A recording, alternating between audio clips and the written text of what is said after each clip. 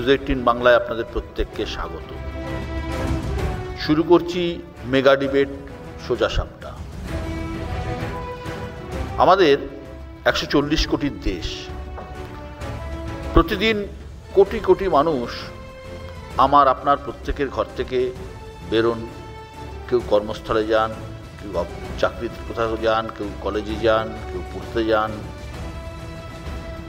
কেউ বেড়াতে যান, কেউ চিকিৎসা করাতে যান। গন্তব্য যদি দূরে হয় তাহলে সেখানে পাড়ি দিতে হয়। সাধারণ মানুষ দুটো উপায়ে পাড়ি দেন, একটা হচ্ছে হয় ট্রেন নয় প্লেন। ভারতের মতো দেশে প্রতি বছর কত প্লেন বা ট্রেনের টিকিট বিক্রি হয় জানেন? সেটা শুনলে হয়তো অবাক হবেন। বছরে প্রায় 600 কোটি যাত্রী হয় ভারতীয় রেলে, আর বিমানে চড়েন প্রায় 30 কোটি যাত্রী। এত বিপুল সংখ্যক মানুষের ভরসা ট্রেন আর প্লেন, অথচ দুই ক্ষেত্রেই বারবার প্রশ্ন উঠছে যাত্রী সুরক্ষা নিয়ে। গত 5-6 বছর যদি আমরা দেখি তাহলে ছোট বড় মিলিয়ে প্রায় 200টি রেল দুর্ঘটনা হয়েছে, প্রাণ গিয়েছে 350-এর বেশি যাত্রীর। সেই তুলনায় বিমানকে আমরা অনেকটাই নিরাপদ ভাবতাম, কিন্তু সেই নিশ্চিত নিরাপত্তায় শীত কাটল এই কদিন আগের এই দুর্ঘটনা। পোড়া ধ্বংসস্তূপের নিচে গুজরাটের মেঘানীনগর এখনও মৃতদেহ খুঁজে বেড়াচ্ছে। রেলের যাত্রী সুরক্ষা নিয়ে উদ্বেগ জানিয়েছে সরকারি সংস্থায়। ক্যাগের রিপোর্ট বলছে সবথেকে গুরুত্বপূর্ণ যে বিভাগ, সেই রক্ষণাবেক্ষণেই নাকি লোক নেই বললেই চলে, খুবই কম। শূন্য পদ থাকলেও নিয়োগ হয় না। এটা তো ট্রেনের বিষয়। সাধারণ মানুষ যারা চড়েন, যারা 600 কোটি যে প্যাসেঞ্জার, সেটা ট্রেনে হয়। আপনি যদি ভাবেন বেশি টাকা দিয়ে টিকিট কেটে প্লেনে উঠবেন, তাহলেও কিন্তু নিস্তার নেই। গুজরাটের বিমান দুর্ঘটনার পর একটা রিভিউ রিপোর্ট প্রকাশ করেছে ডিজিসিএ। তাতে বিমানের যাত্রী সুরক্ষার বিষয়টি যে সংস্থার দেখার কথা, প্রাথমিক এই রিপোর্টে ড্রিমলাইনারকে আপাতত ফিট সার্টিফিকেট দিয়েছে ডিজিসিএ। তাদের বক্তব্য, এয়ার ইন্ডিয়ার হাতে থাকা বোয়িং 787গুলিতে কোনো বড়সড় ত্রুটি মেলেনি। বরং রিপোর্টে যা নিয়ে উদ্বেগ প্রকাশ করা হয়েছে তা হলো এয়ার ইন্ডিয়ার রক্ষণাবেক্ষণ অত্যন্ত বড় সমস্যা, সেটা রিপোর্টে রয়েছে, এবং সমন্বয়ের অভাব। এখন সমস্যা কি, কতটা গুরুতর তা নিয়ে কিছুই বলা হয়নি এই রিপোর্টে।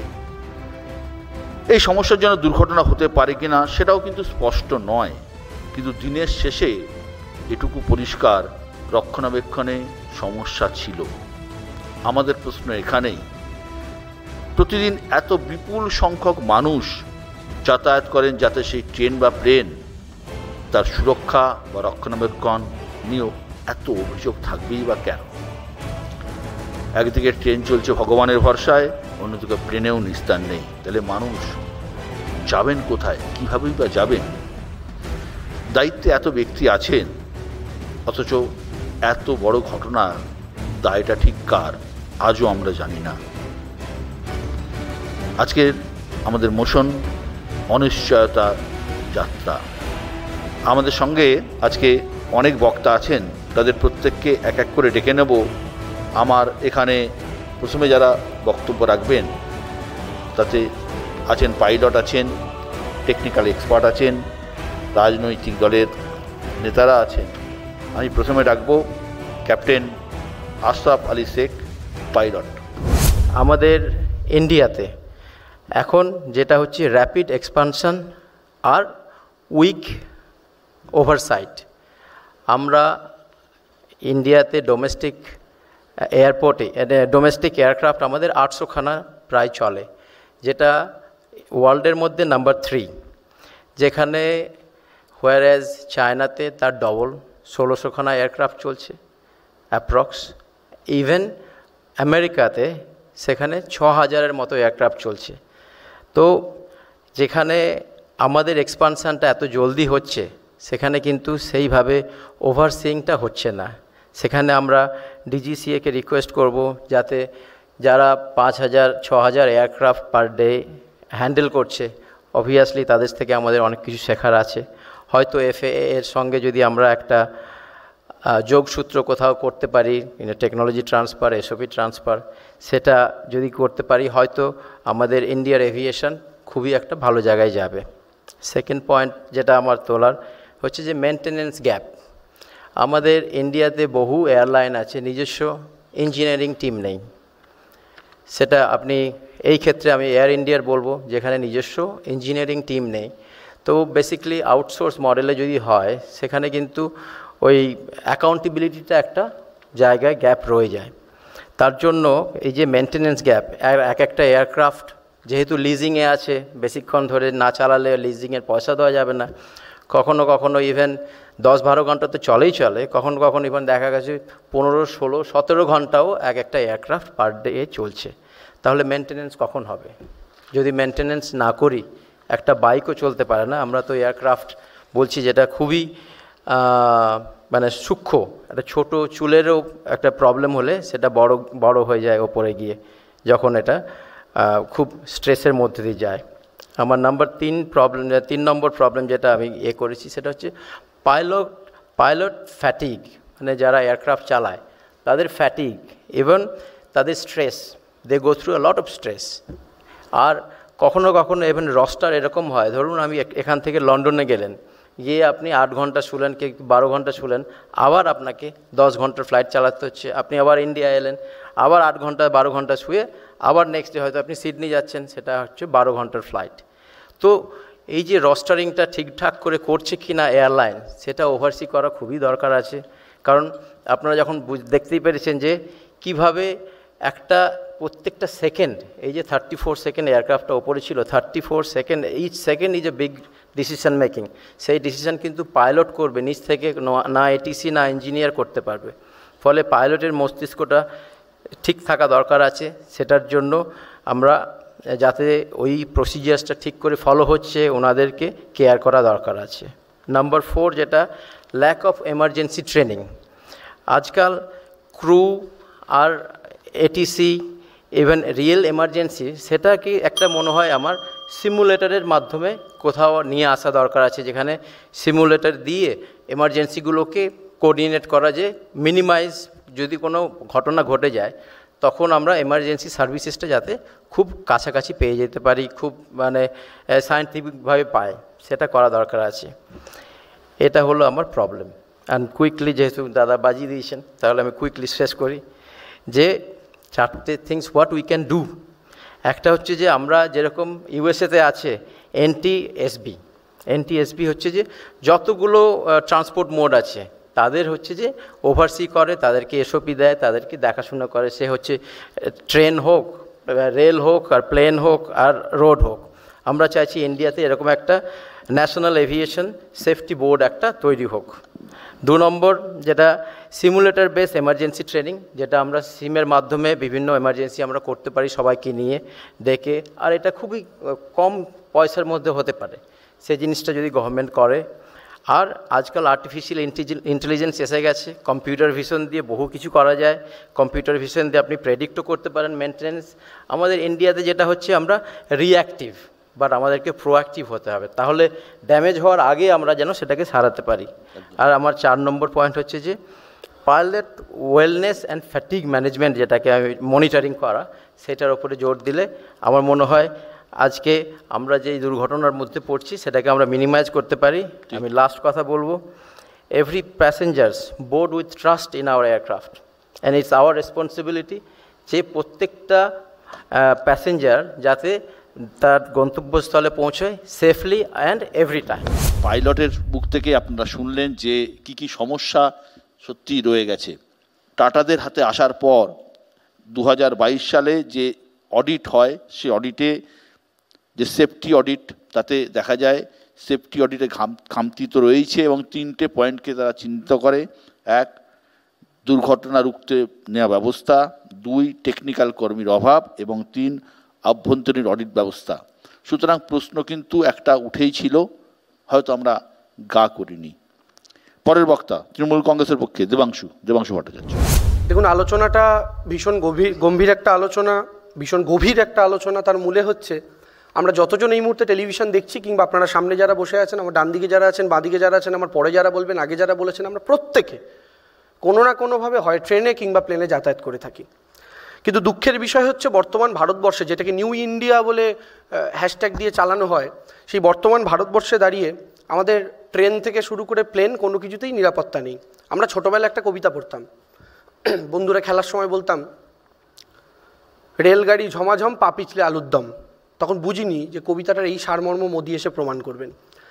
সত্যি সত্যি ট্রেন পা পিছলে পড়ছে এবং সাধারণ মানুষের দশা আলুর দমের মতোই হচ্ছে। যারা বেঁচে ফিরছেন তারা কোনো রকমের জীবন কাটাচ্ছেন, আর যাদের প্রাণ যাচ্ছে তাদের তো চিরতরে তারা তাদের পরিবার পরিজন হারাচ্ছেন। এতদিন শুধু ট্রেনে ছিল, লোকে কোনো বন্ধুকে কুপরামর্শ দেওয়ার হলে বলতো আজকে ট্রেনের একটা রিজার্ভেশন কর, এইরকম অবস্থা। কিন্তু আজকের দিনে প্লেনে শুধু চাপলে আপনার ভয় তাই নয়, আপনি রেস্টুরেন্টে রুফটপে বসে খাচ্ছেন, আপনার ঘাড়ের ওপর কখন ভেঙে পড়বে আপনি জানেন না। ছোটোবেলায় আমরা প্লেন দেখলে আনন্দ পেতাম, ঘাড় ঘুরিয়ে দেখতাম আকাশে প্লেন যাচ্ছে, আর এখন আকাশের দিকে প্লেন দেখলে কোথায় লুকাবো খুঁজে পাই না। ইরান ইসরায়েলেও বাংকার বানাতে হচ্ছে, আমাদের প্লেন থেকে বাঁচার জন্য বাংকার বানাতে হবে ভারতবর্ষের মধ্যে, যা অবস্থা হয়ে গেছে। এই পরিস্থিতিটা তৈরি হয়েছে কেন? তার কারণ হচ্ছে বর্তমান সরকার কোনো কিছুতে সিরিয়াস নয়। আমি কেন বলছি? যেমন ধরুন, রেল থেকে আমি শুরু করি। রেল এমন একটা জিনিস যেটাকে ভারতবর্ষের লাইফলাইন বলা হয়। ভারতবর্ষের প্রত্যেকটা শ্রেণীর মানুষ, প্রত্যেকটা আর্থিক ক্ষমতা নির্বিশেষে প্রত্যেকে ট্রেনকে ব্যবহার করেন। একটু বড় লোকেরা ফার্স্ট ক্লাস, কেউ সেকেন্ড এসি, কেউ থার্ড এসি, কেউ স্লিপার, কেউ জেনারেল। কিন্তু আপনি আমার একটা কথা বলুন, যখন মমতা বন্দ্যোপাধ্যায় রেলমন্ত্রী ছিলেন তখন অ্যান্টি কলিশন ডিভাইস বলে একটা জিনিস তিনি ইন্ট্রোডিউস করিয়েছিলেন, যে জিনিসটার মাধ্যমে একই লাইনে যদি মুখোমুখি বা পরপর দুটো ট্রেন চলে আসে তাহলে অটোমেটিক ব্রেক লেগে যাবে। সেই অ্যান্টি কলিশন ডিভাইসের ওপর কাজ চলছে। নরেন্দ্র মোদী এসে যেমন সব কিছুরই নাম বদল করেছেন, সেরকম অ্যান্টি কলিশন ডিভাইসেরও নাম চেঞ্জ করে দিয়েছেন কওয়াচ। খুব ভালো, করতেই পারেন, মাদুলি রাখতে পারতেন, যা খুশি রাখতে পারতেন, রেখেছেন, খুব ভালো কথা। এখন বিষয়টা হচ্ছে এই যে নামকরণটা তিনি করলেন, শুধু নামেই থেমে থাকলো। 1 কিলোমিটার কওয়াচ ইনস্টল করতে 50 লক্ষ টাকা খরচ। ভারতবর্ষে মোটামুটি রেল লাইন হচ্ছে 1,26,000 কিলোমিটার। এটাকে যদি কভাচ দিয়ে পুরো কভার করতে হয় তাহলে মোটামুটি 63,000 কোটি টাকাতে কভার হয়ে যাবে। কিন্তু এই কেন্দ্রের সরকার ওই বলে না, by the Gujarat, of the Gujarat, for the Gujarat, শুধু গুজরাট থেকে মুম্বাই বুলেট ট্রেনের রুট করছে, শুধু গুজরাট থেকে মুম্বাই, এই একটাই রুট, এবং তার পেছনে খরচ করছে 1,08,000 কোটি। বুঝুন, একটা বুলেটের রুটের জন্য 1,08,000 কোটি, আর গোটা দেশ বেঁচে যেত 63,000 কোটি। আজকে প্লেনের ব্যাপারটা নিয়ে বেশি ব্যঙ্গ বিদ্রুপ আমি করবো না, তার কারণ হচ্ছে এটা প্রথম এরকম একটা ঘটনা ঘটলো, এবং সত্যি সত্যি এতে কারোর হাত নেই। আমরা কেউ বলছি না নরেন্দ্র মোদী ফ্লাইটের পাইলট ছিলেন, কেউ আমরা বলছি না। কিন্তু দুঃখের বিষয় হচ্ছে আপনারা নোটিস করে দেখবেন, এই ঘটনাটা ঘটার পর লাস্ট 5-6 দিনে রোজ এয়ার ইন্ডিয়ার ফ্লাইটগুলোতে ক্রমাগত একটা করে প্রবলেমের খবর আপনারা দেখেছেন। এখন এয়ার ইন্ডিয়ার জন্য আপনি তো আজকে টাটাকে গালাগাল করতে পারবেন না, কারণ টাটা তো রিসেন্ট হলো অ্যাকিওর করেছে। তার আগে এয়ার ইন্ডিয়া কার ছিল? বর্তমান কেন্দ্রীয় সরকারের, তারা চালাচ্ছিলেন। এখন খাজা মেশিন ধরিয়ে দিয়েছেন টাটার হাতে, টাটাকে গালাগাল করছেন, কোনো লাভ নেই তো। এবং বন্দে ভারতে কদিন আগে আমরা দেখলাম, বন্দে ভারত এমনিতেই স্পেশাল ট্রেন নাম দিয়ে চালু করলেন, কিন্তু 130 কিলোমিটারে বেশি ছোটে না কেন? কারণ আপনার লাইনে সেই সিকিউরিটি নিয়ে 130-এর উপর ছুটতে পারে। তাহলে বন্দে ভারত কি? বন্দে ভারত হচ্ছে সাদা রঙের শতাব্দী, এর বাইরে কিছু না। শতাব্দী 130-এ ছোটে, বন্দে ভারতও ছোটে। উল্টে বন্দে ভারতে কি হচ্ছে? ছবি দেখা যাচ্ছে যে ভেতরে ছাতা খুলে বসে আছে বন্দে ভারতে। আর লাস্ট একটা কথা বলে আমি শুধু শেষ করব, রেলে প্রচুর শূন্যপদ, ড্রাইভারদের ওভারটাইম খাটানো হচ্ছে, বহু জায়গায় ড্রাইভারদের মধ্যে থেকে প্রোটেস্ট উঠে আসছে। এখন মূল যে বিষয়ের জায়গাটা হচ্ছে সিস্টেমেটিকভাবে ঠিক করতে হবে। শুধু রাজনীতি করলাম আর নির্বাচনের সময় দাঁড়িয়ে নিউ ইন্ডিয়া করে বড় বড় ভাষণ দিলাম, তাতে আলটিমেটলি কিন্তু আমার আপনার লাইফ সুরক্ষিত হবে না। আপনি ছাদে দাঁড়িয়ে থাকবো, আর ফাইনালি মাথার উপর যদি এসে দেখি, ছোট্টবেলায় ট্রেন দেখতে মজাই পেতাম, বিকেল হলেই লাইন ধারে ঘুরতে যেতাম, রাত্রি হলেই উঠছে কেঁপে বুকের পাটা, বেডরুমেতে ঢুকলো বুঝি রাজধানীটা। একইভাবে যখন ছিলাম ভীষণ ছোট, ঘাটটি তুলে দেখতে পেতাম লোহার পাখি। ছাদে যখন হাঁটতে উঠি, প্রাণকে আমার মাথার উপর প্লেন দেখলে আটকে রাখি। প্রতিবার দুর্ঘটনা হয়, রেলের যাত্রী সুরক্ষা নিয়ে প্রশ্ন ওঠে, এবং সেই সূত্রে চর্চায় উঠে আসে 2022 সালের রেল নিয়ে প্রকাশিত ক্যাগের রিপোর্ট। যেখানে রেলের চরম কর্মী সংকটের কথা তুলে ধরা হয়েছিল, এই ক্যাগের রিপোর্ট অনুযায়ী রেল লাইন রক্ষণাবেক্ষণের কর্মীর সংখ্যা প্রয়োজনের তুলনায় অনেক কম। দেবাংশু ঠিকই বলেছে, শূন্য পদের লোক নেওয়া হয় না। রেলের রক্ষণাবেক্ষণে বছরে 20,000 কোটি টাকা খরচ হওয়ার কথা, 2017 সাল থেকে আজ অবধি তা হয়নি। এখানেই শেষ নয়, টাকার অভাবে রেল সুরক্ষায় তৈরি তহবিলের অর্থ অন্য খাতে খরচ হচ্ছে বলেও ক্যাগের রিপোর্টে উল্লেখ করা হয়েছে। যাই হোক, পরের বক্তা গোপীনাথ ভান্ডারী, বিপর্যয় মোকাবিলা বিশেষজ্ঞ। এই যে অনিশ্চয়তা, এই অনিশ্চয়তাটা কিন্তু বোধহয় ভারতবর্ষে থেকে আমি কখনো এলিমিনেট করতে পারবো কিনা জানি না। আমরা এই দুর্ঘটনার পরেই ইনভেস্টিগেশন হবে, সব কিছু বেরোবে ইত্যাদি ইত্যাদি, আমরা এখনও নেতাজির অন্তর্ধানের কারণ বার করতে পারিনি। আমরা ভারতবর্ষী, আমরা বাঙালি, অতএব কোন অনিশ্চয়তাটাকে আমরা নিশ্চয়তা করতে পারবো আমরা জানি না। আমি কাউকে কোনো রকম ব্যক্তিগতভাবে দোষারোপ করছি না, এটা আমার নিজের লজ্জা হয় বাঙালি হিসেবে। নেতাজি তো প্রত্যেকটা বাঙালির প্রাণ। এই কোশ্চেনটাও আমার ছিল কোনো একটা মিডিয়াতে বসে। আজকাল আমরা জিরো টলারেন্স বলি, জানি না কোথায় আছে, কীরকম দেখতে ওটা খেতে হয় না গায়ে মাখতে হয়, আমি জানি না সেটা। তা এই যে ঘটনাগুলো, অনিশ্চয়তা সব জায়গায় আছে। যেটা উনি ইন্ট্রোডাকশান দেওয়ার সময় বলছিলেন, বাড়ি থেকে একটা বাচ্চা মেয়ে বা ছেলে বেরোলো, সে বাড়ি ফিরবে কিনা আমরা জানি না। আপনি অফিসে যাচ্ছি, কখন ফিরবো জানি না, হয়তো ফেরার সময় আপনার বাজার করে নিয়ে যাওয়ার কথা, আমি একদম সাংসারিক কথাই বলছি, সে বাজারটা পৌঁছলো না। তাহলে এই নিশ্চয়তা কীও করবো? আমাদেরকে আগে মানবিকতাটা তৈরি করতে হবে। আমি এয়ার, ট্রেন, টেকনিক্যাল, ইঞ্জিনিয়ারিং সব ছেড়ে দিয়ে বলছি, আমাদের আগে মানুষ হতে হবে, তবেই বোধহয় আমরা এই নিশ্চয়তাটা পৌঁছতে পারবো। তা নাহলে কোনোদিনই পারবো না। আমরা যদি প্রতি মুহূর্তে যুদ্ধ করি, আমরা আসলে একে অন্যের সঙ্গে যুদ্ধ করার জন্য জন্মাইনি। আমরা একে অন্যের প্রতিবেশী হয়ে থাকবো, একসঙ্গে থাকবো, সবাই একসঙ্গে হাসবো, এটার জন্য হয়েছে। সেই জিনিসটা যেদিনকে আসবে সেদিনকে বোধহয় আমরা নিশ্চয়তাটা খুঁজে পাবো। তাও জানি না, সেটা ভারতবর্ষ যতদিন আছে ততদিনে কী হবে। ভারতবর্ষ থাকবে, আমরা বিভিন্ন রকম নিয়মাবলী বার করি, সেটা কাগজে থাকে, বাধাই করা থাকে, আলমারিতে তোলা থাকে, আবার সেই নিয়মগুলো আমরাই ভাঙি। আমি আমাকেও বাদ দিচ্ছি না। অতএব যেখানে নিয়মগুলো তৈরি হয় ভাঙার জন্য, আমরা অনেক সময় বলেও থাকি বন্ধু বান্ধব একেবারে, আরে নিয়মটা তো তৈরি হয়েছে ভাঙার জন্য। আরে হোয়াট ডাজ ইট মিন? আমরা রাস্তার বাদিক দিয়ে হাঁটি কেন? সেইটা হচ্ছে নিজেকে নিশ্চয়তার মধ্যে আনার জন্য, কারণ নয়তো বাসটা বা লরিটা বা কিছু একটা চাপা দিয়ে দেবে। এবার ওখানেও কিন্তু বাদিক দিয়ে হাঁটছি, কিন্তু ফুটপাতে উঠবো না। সেখানে সমস্যাটা কোথায়? সেখানে সমস্যাটা হচ্ছে ফুটপাতে এতগুলো দোকান রয়েছে, তাহলে মানুষ হাঁটবে কোথা দিয়ে? আমি কিন্তু নিজে করছি না, নিজে ফলো করছি না, কিন্তু অন্যের ঘাড়ে একটা দোষ চাপিয়ে দিলাম। আমি যে সমস্যা নয়, সমাধান। আপনি যখন সমস্যা বলবেন, আপনি সবাই, তখন সমাধানটাও কিন্তু, যখন সমস্যাটা আমার মাথায় ঢুকেছে, ডেফিনেটলি সমাধান কিছু একটা আসবে। That may not be the absolute, হতে পারে, কিন্তু আমি বলছি যে কিছু তো একটা মাথায় আসবে আপনার। আপনাদের জানিয়ে রাখি যে এই দুর্ঘটনার পর একাধিক পুরসভাকে, যে পুরসভাগুলি বিমানবন্দর এবং আশপাশের এলাকার, নোটিশ পাঠিয়েছে বিমানবন্দর কর্তৃপক্ষ, এবং নিউ ব্যারাকপুর, বিধাননগর, উত্তর দমদম, মধ্যমগ্রাম, এই ধরনের আরও অনেক পুরসভা রয়েছে, যে বলা হয়েছে বিমানবন্দরের 20 কিলোমিটারের মধ্যে কোনো বহুতল করতে গেলে বিমানবন্দরের পারমিশন নিতে হবে, এবং বিমানবন্দরের পারমিশন থাকার পরেই সংশ্লিষ্ট পুরসভা সেখানে বাড়ি তৈরি করার পারমিশন দেবে, তার আগে কোনো বাড়ি তৈরি করা যাবে না। কিন্তু আগে থেকে যে বহুতলগুলো আছে সেগুলোর কি হবে? আমাদের দেশে বেশিরভাগ বিমানবন্দর, দিল্লি বলুন, আহমেদাবাদ বলুন, কলকাতা বলুন, সবই শহরের মধ্যে। সুতরাং যে বহুতল ইতিমধ্যেই তৈরি হয়ে গেছে সেগুলোর কি হবে? আর এটাই কি সমস্যার সমাধান? সত্যিই জানা নেই। পরের বক্তা কংগ্রেসের পক্ষে অভিষেক বন্দ্যোপাধ্যায়। নিউজ 18-এর আজকের মোশানে একটা খুব সুন্দর লাইন আছে, ট্রেন চলছে ভগবানের ভরসায়। বিশ্বাস করো বিশ্বদা, ভগবানেরও ভরসা নেই, কারণ রাম মন্দিরের ছাদ ফুটো।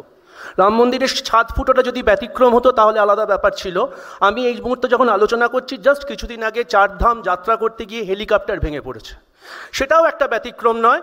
শুধুমাত্র মার্চ মাস 2025 সালে তিরুপতি মন্দিরে 300 টাকা দিয়ে যে লাইনটা হয়, সেই লাইনের গার্ডরেল ভেঙে পড়ে 9 জন মারা গেছে। অর্থাৎ আপনি ধর্ম করতে যেতে পারেন, আপনি ঘুরতে যেতে পারেন, আপনার ভরসাটা কোনো জায়গায় নেই, কারণ ভগবানেরও ভরসা নেই। একটু আগে দেবাংশু বলছিল, এবং সঙ্গত কারণেই অবশ্যই নরেন্দ্র মোদী সমালোচনা করেছে, নিশ্চয়ই করা উচিত, কিন্তু আমাদের ভুলে গেলে চলবে না। জাস্ট কিছুদিন আগে খিদিরপুরে বাজার ভস্মীভূত হয়েছে। আমাদের এখানে পোস্তা ফ্লাইওভার থেকে শুরু করে উল্টোডাঙ্গা ফ্লাইওভার থেকে শুরু করে একাধিক ফ্লাইওভার ভেঙে পড়েছে। ভেঙে পড়া নিয়ে রাজনীতিও হয়েছে। এবার সমস্যা কি ব্যতিক্রমী? আচ্ছা, রেল নিয়ে আলোচনা হচ্ছিল।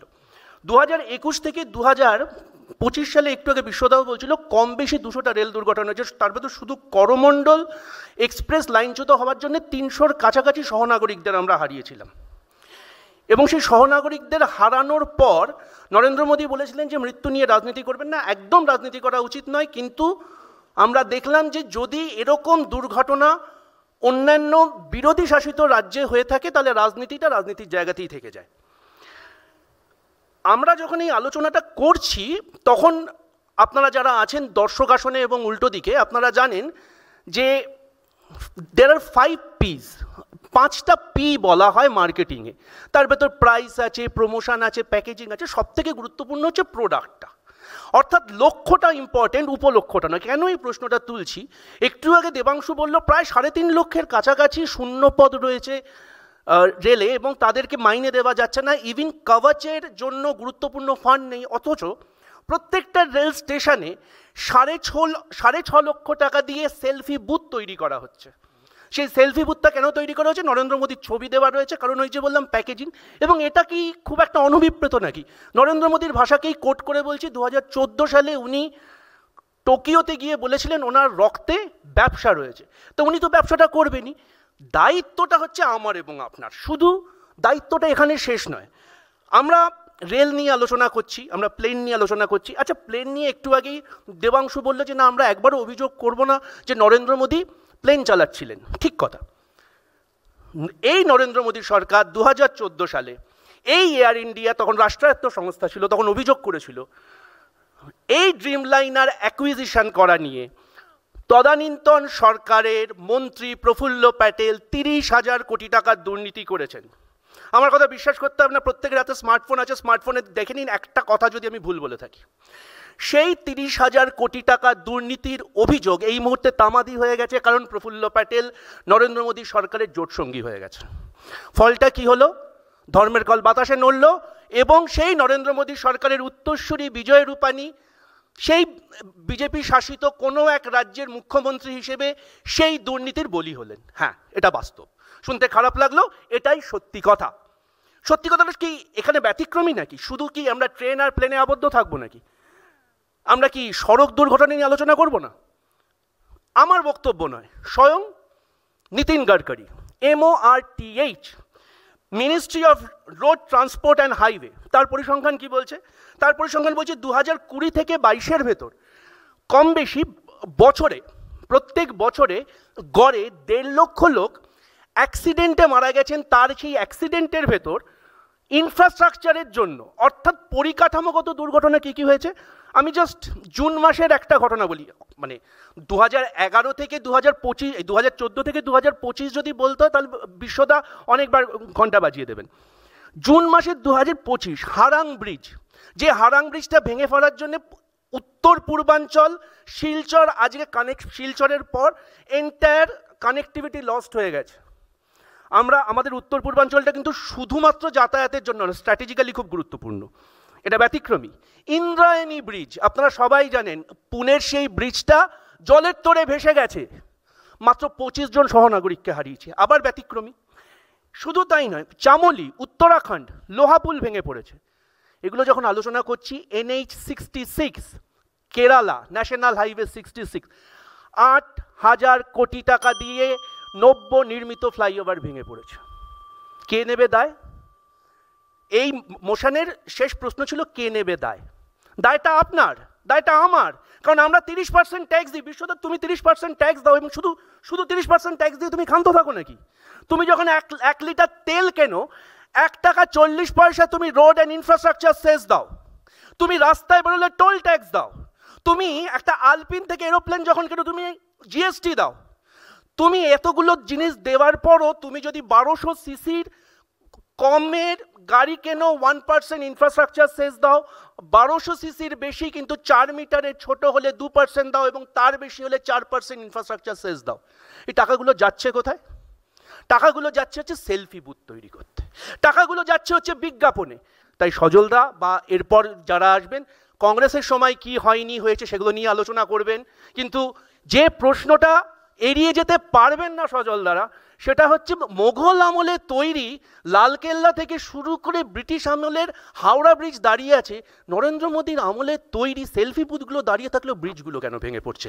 ভালো থাকবেন, ভালো থাকার চেষ্টা করবেন, কতটা পারবেন জানি। কিন্তু মাথায় রাখতে হবে অভিষেক, তোমরা কিন্তু এদেশে দীর্ঘদিন সরকারে ছিলে। আমি কোনো নরেন্দ্র মোদী সরকারের মানে ব্যর্থতা বা এটাকে করছি না, কিন্তু তোমরাও দীর্ঘদিন সরকারে ছিলে।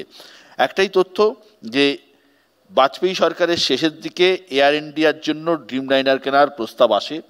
এয়ার ইন্ডিয়া তখন বেসরকারি, সরকারি হাতে, মাফ করবেন। প্রস্তাব খতিয়ে রাখার পর যোজনা কমিশনে পাঠানো হয়। যোজনা কমিশন প্রবল আপত্তি জানায়। তারা বলে যে ড্রিম লাইনার নিয়ে দুটো সমস্যা আছে, এক প্রযুক্তি আর দুই হচ্ছে ব্যাপক দাম। 2016-এ বিমানবন্দরের প্রতিমন্ত্রী সংসদে জানান এয়ার ইন্ডিয়ার ড্রিমলাইনার আসার পর তাতে প্রযুক্তিগত সমস্যা দেখা দিয়েছে, যন্ত্রাংশ ইঞ্জিন নিয়ে সমস্যা আছে। বোয়িংয়ের সঙ্গে কথা বলে সমস্যা মেটানোর চেষ্টা করা হচ্ছে। ড্রিমলাইনারের পেছনে খরচা নিয়ে সিএজিও অর্থাৎ ক্যাগ প্রশ্ন তুলেছিল। একটা ড্রিমলাইনারের দাম গড়ে $18.5 কোটি। টাকার অঙ্ক এই মুহূর্তে হিসাব করা আমার পক্ষেও সম্ভব নয়। পরের বক্তা সিপিআইএমের পক্ষে সায়নদীপ মিত্র। আমি নিশ্চয়ই অ্যাভিয়েশন এক্সপার্ট নই, কিন্তু আমাদের বেশিরভাগ সময় ট্রেনে চড়তে হয়, আর মাঝে মধ্যে কশ্মীরকালে আমরা প্লেনেও চড়ি। একজন সাধারণ নাগরিক হিসাবে জীবন বাজি নিয়ে যখন রাস্তায় বেরোতে হয়, সেই অভিজ্ঞতা থেকে কয়েকটা কথা আপনাদের সামনে তুলে ধরার চেষ্টা করব। ডাবল ইঞ্জিনের সরকার বা ডাবল ইঞ্জিনের প্লেন, সঠিক নীতি বা সঠিক রক্ষণাবেক্ষণ না থাকলে দুটোই মুখ থুবড়ে পড়ে। বিমান মুখ থুবড়ে পড়লে কি ভয়াবহ পরিণতি হয় কয়েকদিন আগে আহমেদাবাদে দেখলাম। 274 জন মানুষ নিজেদের জীবন দিয়ে তার মূল্য দিলেন। আর সরকার মুখ থুবড়ে পড়লে 100 কোটি 140 কোটি দেশের সমস্ত নাগরিকের জীবন সংশয় হয়। বেসরকারি হলে নাকি পরিষেবা ভালো হয়। নরেন্দ্র মোদীর এখন নতুন স্লোগান, অনেকগুলো গালভরা স্লোগানের মধ্যে এটা অন্যতম। 1948 থেকে 2022 পর্যন্ত এই এয়ার ইন্ডিয়া সরকারি মালিকানাধীন অবস্থায় ছিল। 5 বার মাত্র এই দীর্ঘ সময়ে অ্যাক্সিডেন্টের মুখোমুখি হয়। তার মধ্যে একবার যান্ত্রিক গোলযোগে, আর বাকিগুলো আনঅ্যাভয়েডেবল সার্কামস্ট্যান্স বলতে ওটা পাখির সঙ্গে ধাক্কা বা আবহাওয়া খারাপ বা পাইলটের ভুল, এই সমস্ত ব্যাপারে। বিএসএনএল, এলআইসি, নবরত্ন রাষ্ট্রায়ত্ত সংস্থাগুলোকে পঙ্গু করে এই নরেন্দ্র মোদী প্ল্যান করে যেভাবে সমস্তটাকে বেসরকারিকরণের দিকে টেনে নিয়ে যাচ্ছে, দীর্ঘদিন ধরে অন্যতমভাবে এয়ার ইন্ডিয়া বা ইন্ডিয়ান এয়ারলাইন্সকে পঙ্গু করার ব্যবস্থা করা হয়েছে। আর নরেন্দ্র মোদী 2022 সালে এই এয়ার ইন্ডিয়াকে যখন টাটার হাতে তুলে দিচ্ছেন, বলছেন এটা একটা মাস্টার স্ট্রোক, এবং যে বিমান পরিষেবা এবার এয়ার ইন্ডিয়ার মধ্যে দিয়ে পাবে গোটা দেশের মানুষ আন্তর্জাতিক স্তরের সঙ্গে তুলনীয়। আর তারপর সেই মাস্টার স্ট্রোকের চেহারা কি? 2023 থেকে 2025-এর জুন পর্যন্ত এই এয়ার ইন্ডিয়ার বিভিন্ন বিমান 8 বার দুর্ঘটনার সম্মুখীন হয়, এবং সব কটাই সেটা হলো যান্ত্রিক গোলযোগের কারণে। বেশিরভাগ সময় টেক অফের সময় এই দুর্ঘটনাগুলোর শিকার হয়েছে। প্রাণহানি তুলনামূলক কম হয়েছে ঠিকই, কিন্তু তার জন্য দুর্ঘটনার এই বিপদটাকে আড়াল করা যায় না। আর বিপদটা ঘটলে কি হয়, আহমেদাবাদের ঘটনা আমাদের সামনে তুলে ধরেছে। গোটা পৃথিবী জুড়ে আন্তর্জাতিক আদালতে এই ড্রিম লাইনার ফ্লাইট নিয়ে মানুষের এবং বিভিন্ন সংস্থার প্রবল আপত্তি ছিল। তাও নিতে হবে। সস্তার যন্ত্রাংশ দিয়ে এই ড্রিম লাইনার তৈরি হচ্ছে, আমরা কেউ এক্সপার্ট নেই, যা বলছে বোয়িং কোম্পানির আধিকারিকরা এই ড্রিম লাইনার নিয়ে অনেক প্রশ্ন তুলেছিলেন, তার জন্য কেউ খুন হয়ে পর্যন্ত গেছেন। প্ল্যানিং কমিশনের কথা বিশ্বদা বলেছেন, সেই প্ল্যানিং কমিশন এই ড্রিম লাইনার বাতিল করার কথা বলেছিলেন। প্ল্যানিং কমিশন বাতিল করার কথা বলেছিলেন বাজপেয়ীর আমলে। প্ল্যান কাদের ছিল? তারপরেও এই ড্রিম লাইনারকে কিনতে হবে। লাস্ট এক সপ্তাহের মধ্যে 12টা ড্রিম লাইনার বাতিল হয়েছে। ওই মৃত্যুর জন্য আজকে 12টা বাতিল হলো, না হলে চলতেই হতো। যাত্রী পরিষেবাটা প্রধান, কারণ ওখানে মুনাফা আছে, ভালো করি মাখো তেল, ওখানে ভালো করে আসবাবপত্র, ভালো খাওয়া দাওয়া, কিন্তু যাত্রী নিরাপত্তা গলি মারো। তাই ওই যাত্রী পরিষেবার সাথে এখন মুনাফার পিছনে দৌড়াতে হবে। অ্যাভিয়েশন এক্সপার্ট তিনি বলছিলেন 17-18 ঘন্টা ছুটতে হয়, তারপর জিনিসপত্র, লাগেজ, লোকজন ওঠানামা, কখন রক্ষণাবেক্ষণ হবে? সাধারণ জনগণকে, মানুষকে বলির পাঁঠা করা হচ্ছে। মেক ইন ইন্ডিয়ার স্লোগান, আমাদের দেশের সমস্ত এয়ারক্রাফট সেগুলো এই পরিষেবা মানে প্রযুক্তিগত রক্ষণাবেক্ষণের জন্য 90% বিদেশি প্রযুক্তির ওপর নির্ভর করতে হয়, আর এখানে মেক ইন ইন্ডিয়ার স্লোগান দেওয়া হবে। আমার কথা হলো যে প্লেনের যা উদাহরণ দিচ্ছিলেন, যে বছরে 15 কোটি মানুষ, কাছাকাছি 15 কোটি 2 লক্ষ মানুষ সারা বছরে প্লেনে যাতায়াত করে, আর সেখানে রেল আরও একটা ভয়ঙ্কর বিড়ম্বনা, বিপদের জায়গা। আর এই যে রেলমন্ত্রী এসছে, যত সেলফি তোলে তার চেয়ে বেশি রেলের এখন অ্যাক্সিডেন্ট হচ্ছে। তিনি সেই রেলে 2 কোটি 3 লক্ষ প্যাসেঞ্জার প্রতিদিন যাতায়াত করে। রেলে বছরে 15 আর এখানে 15 কোটি, আর এখানে 2 কোটি 3 লক্ষ প্রতিদিন। এখন দেবাংশু হঠাৎ একদম সহজ পাঠের মতন সোনা ছেলে হয়ে কবিতা আওড়ালেন। আমাদের রাজ্যের মুখ্যমন্ত্রী যখন উনি রেলমন্ত্রী ছিলেন, তাকে কার্যত ধোয়া তুলসী পাতা বানাবার চেষ্টা করলেন। কিন্তু আমাদের কি অভিজ্ঞতা, 2টো টার্মে আমাদের আজকের মুখ্যমন্ত্রী, তৎকালীন রেলমন্ত্রী মমতা ব্যানার্জি 2 দফায় 3 বছরে 150 দিনের বেশি রেলমন্ত্রী ছিলেন। 54টা রেল অ্যাক্সিডেন্ট হয়েছে, 831টা রেল ব্লে লাইন হয়েছে, 1451 জন মানুষের মৃত্যু হয়েছে।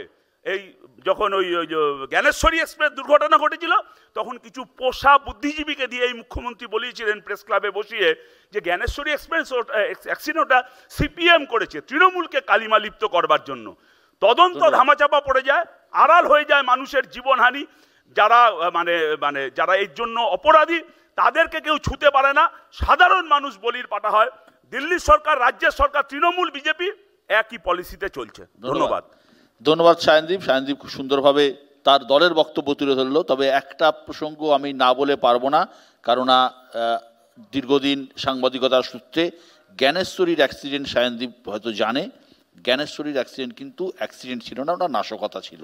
হ্যাঁ, সেখানে কিন্তু বড় ধরনের নাশকতা হয়েছিল, এবং সেই সময় কারা করেছিল সেটা সবাই জানে, এবং তার তদন্ত চলছে। এবং এত প্রশ্নের, এত বিরোধীদের এত চাঁচাছোলা যে সমালোচনা, তার যিনি উত্তর দেবেন অভিষেক বলেই দিয়েছে, সজল ঘোষ। আপনি শুরুতে বলেছেন 600 কোটি মানুষ ভারতবর্ষে ট্রেনে চড়ে, হয়তো মানুষ, আচ্ছা যাত্রী, আচ্ছা ঠিক আছে, মানুষ নয় যাত্রী ট্রেনে চড়ে। আর কন্ট্রাডিকশন হচ্ছে, আপনি 30 কোটি বলেছিলেন, একাধিকবার চড়তে পারে। আচ্ছা, ওই 30 কোটি আপনি বলেছিলেন প্লেনে চড়ে, ও বলেছে 15 কোটি প্লেনে চড়ে। দেখুন, অনিশ্চয়তার যাত্রা, মানুষের মৃত্যু প্লেনে হোক ট্রেনে হোক সর্বত্রই তো সমান বেদনাদায়ক নাকি? দেখুন, আমি তো বেশি প্লেনে চড়তে পারি না, আমরা সারফেসে থাকি। আমি আপনাকে প্রশ্ন করি যে দাদা, আপনি এই প্রশ্নটাও রাখুন যে গত কয়েক বছরে পথ দুর্ঘটনায় কত মানুষ মারা গেছে। আমি প্রথমেই জানাই, কোথাও ব্যর্থতা থাকতে পারে, জ্ঞানেশ্বরীটা নাশকতা ছিল, এটা নাশকতা না কি কথা এখনও সেটা প্রমাণ হয়নি, সেটা পরে প্রমাণ হবে। আমার প্রশ্ন হচ্ছে যে সারফেস অ্যাক্সিডেন্টে, মানে রোড ট্রাফিক অ্যাক্সিডেন্টে কত মানুষ মারা গেছে। গত পরশুদিন, মানে আজকে 20 তারিখ, 18 তারিখ বিধানসভায় দাঁড়িয়ে মন্ত্রী নিজে বলেছেন 2015 সালের থেকে গত 7-8 বছর একটু কমেছে মৃত্যুটা, অ্যাক্সিডেন্টটা 17,555 জন। আমার কথা নয়, শুধু বাংলায়। ও বাংলার মন্ত্রী কি সারা দেশের খবর দেবে থরি? তোমাদের স্নেহাশিস বাবু বলেছেন 17,555 জন, 55টা অ্যাক্সিডেন্ট, 6,656 জন মারা গিয়েছে। আর গত 7-8 বছরে কমেছে। 23 সালের রিপোর্ট উনি দিয়েছেন 13,795 জন, 95টা অ্যাক্সিডেন্ট। মৃত্যুর সংখ্যা কিন্তু খুব একটা কমেনি, 4000 অ্যাক্সিডেন্ট কমেছে, কিন্তু মৃত্যুর সংখ্যা 6027। নিশ্চয়ই আমরা এই যে 250-300 মানুষ এখানে মারা গেলেন, ট্রেন অ্যাক্সিডেন্টে মানুষ মারা যাচ্ছেন, এগুলো নিয়ে যখন আলোচনা করব, তখন আমরা যারা বেশিরভাগ মানুষ, যারা ড্রিম লাইনারটা তাদের কাছে ড্রিম, বোয়িং কি জানে না, বয়ে বেড়াতে হয় সংসারটাকে, তারা রোজ বাসে ওঠে, প্রতিদিন তারা অনিশ্চয়তাকে সঙ্গে নিয়ে যাত্রা করে। সংবাদ মাধ্যম থেকে শুরু করে যারা দেখছেন তারা যেন এই জিনিসটা ভুলে না যান, তাদেরকে এটা মনে রাখতে হবে। আরে প্লেনে মরলে, ট্রেনে মরলে তো ক্ষতিপূরণও পাওয়া যায়, বাস দুর্ঘটনায়, সড়ক দুর্ঘটনায় মরলে পুলিশ 5000 বা 10,000 টাকা ক্ষতিপূরণ দেয় সৎকার করার জন্য, তার বেশি কিছু পাওয়া যায় না। এগুলো আমাদের মাথায় নিতে হবে যে মৃত্যু নিয়ে তো দুর্ভাগ্যজনক।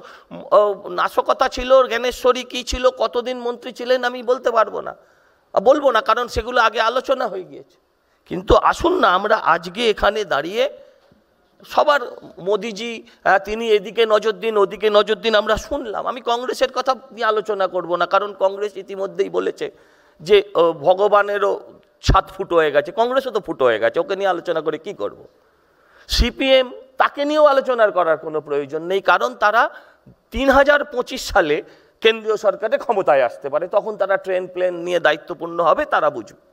কিন্তু আজকে আমি আপনাদের কাছে জানতে চাই যে আমরা এগুলো নিয়ে দিনের পর দিন আলোচনা করছি, আমরা মোটামুটি ভার্চুয়াল পাইলট, ভার্চুয়াল এটিসি হয়ে গেছে, আমরা চালিয়ে দিতে পারবো এখন যদি পাইলটরা ঘুমিয়ে পড়ে, ফ্যাটিক বিভিন্ন কারণে। আমি কাউকে ছোট করছি না, কিন্তু এটা নিয়ে কেন আলোচনা করছি না যে পাইলটকে এই যে 10 ঘন্টার বদলে 11 ঘন্টা 12 ঘন্টা চাপিয়ে দেওয়া হচ্ছে, তার বহু ক্ষেত্রে পাইলটের অভাব আছে। ঠিক যেমনভাবে 60 বছরের ডাক্তারকে 65 বছর করে দেওয়া হয়েছে, সেখানে কি এফিসিয়েন্সি বাড়ে?